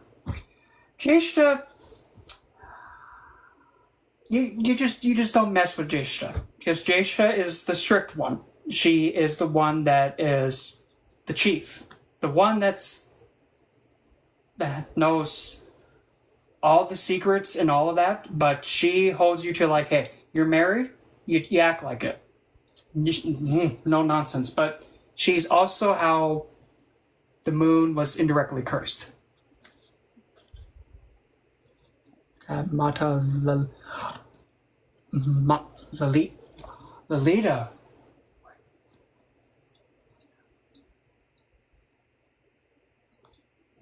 Yeah. Oh, yeah, Lolita. And Vintage, you said you're just starting to learn. There are a lot of very great, like, if any of the goddesses that we brought up, feel free if there's like, you know, Christopher Penzak has a really good book on the Morgan. Courtney Weber has a good book on the Morgan. Michael Herkes has a beautiful book on the goddess Lilith called Glam Witch. But yeah, there's, and that does help. Yep. Yep. And that works too. I mean, you know, like they're there for us.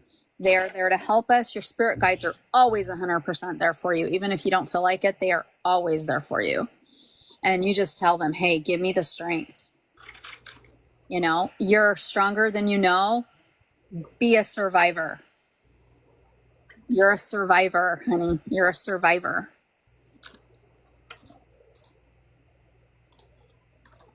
All right. Well, we are going to wrap up for the night. So I'm going to let Azriel share your lives, share how to follow you and all that fun stuff.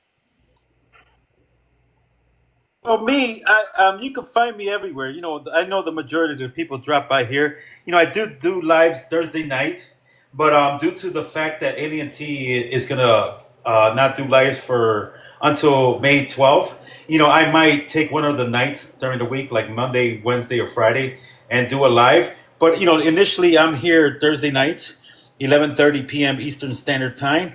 But this week. You know, we're going to open up that slot where I do Thursday. And hey, Guru, I see you. How do you say namaste? Yeah, so Rowan, you know, we're going to go and do the Jupiter on Thursday, you know, that the live, and we'll extend it into my time, you know. So basically, we'll be co hosting, and whatever topics we'll do on Thursday, you know, that is something that, you know, we will keep going here for the community. And then, you know, as far as what day of the week, I don't know yet. You know, I'll definitely put up a promo. But in the meantime, you know, I'm just a text, a DM, whatever you guys want to call it, away if you guys any questions or whatever. You know, I am here in the community, you know, for everybody. And you know, I love the chemistry we all create, especially in this live here tonight. You know, those that witness, you know, we are here, you know, for the greater of the community, and it's just being, you know, here in the present right now is the greatest gift that I'm able to give myself, and I'm hoping that you guys are also receiving the gift of me being here in this moment with all you beautiful individuals. You know, so I'm gonna yield, Rowan, and thank you. And you know what? I say get some more of that color that right there that you're wearing, because that actually is a beautiful color on you. Maybe some headwear also. You know, some headwear. You know, bandanas or something that will actually complement that. You know, that is a beautiful color on you. Thank you. Well, my favorite colors are blue, purple, and black. And a lot of times I wear the black most. But yes, I do have a couple other purple shirts. So maybe I'll pull some of my royal blues out too. So Bren, why don't you go ahead and share where they can follow you? Well, of course, the same place here. My link tree. I also do now have like an intake form on there for all the readings and the whatnot. So you can click on that, and I have a dean's list and all the pricing and all that. Just fill that form out, and I'll just get back to you. But other than that, really, I haven't gone live for quite a bit, but I do also kind of feel like lately the energy is just like really just stepping back into you gaining control of yourself, and also not being afraid to tell people something that needs to be done for your sanity, well-being, and your ability to function. Like if somebody is disrespecting you and then you respond back saying, don't treat me like that, don't walk all over me like that, don't disrespect me like that. And if they respond back in a way where it's just like they're not respecting you, don't be afraid to just say something to this extent. And yeah, don't be afraid to say this. Don't make me ask again. Yeah. don't be afraid to get snappy, because there's a fine line of understanding when you express that you deserve to be treated fairly and with equal dignity and respect. But if somebody don't listen, as I love to call it, well, sometimes you just need to give a good brain reset. Like hit any key to continue. Okay, let's see. Did that fix it? Nope. Okay. How about now? Not literally, but just give them a reset. Let your fire energy out. Say, you know what? You can have nice me, or you can have Mountain Vesuvius me. Make your decision. If you can't decide, I'll flip a coin for you. Oh, we got the volcano, so. Thank you, Bren. So I want a huge thank yous to Bren and Azriel. As always, it's always a pleasure. I love having both of you on Tuesdays. And just Tuesday Tarot is every Tuesday at 9:30 p.m. Eastern Standard Time. Thursdays is spiritual panel. This week we're doing Jupiter, so we'll learn how to use the planet Jupiter and its energy in our magic and our witchcraft. But we also are going to jump into, of course, the astrology. We can't talk about Jupiter without that. And then Sunday is Witchy Book Club, also at 9:30 p.m. Eastern Standard Time, and we're doing Anatomy of the Spirit by Carolyn Myss. This is the 7 stages of power and healing. We are on part 2, chapter 3, the 3rd chakra, personal power. So the book discussion is Sunday, 9:30 p.m. Eastern Standard Time. You can go to my website or my Patreon. They are in my bio. And thank you so much, everybody who joined tonight. And again, huge thank you to Azriel and Bren. Thank you so much for the gifts. Always appreciated, never expected. And we hit 20.6K likes. Thank you so much. I love all the love back at you guys, sending it back 1,000-fold, because you know what? We need more love in this world. So as always, merry meet, merry part, bright blessings, and namaste.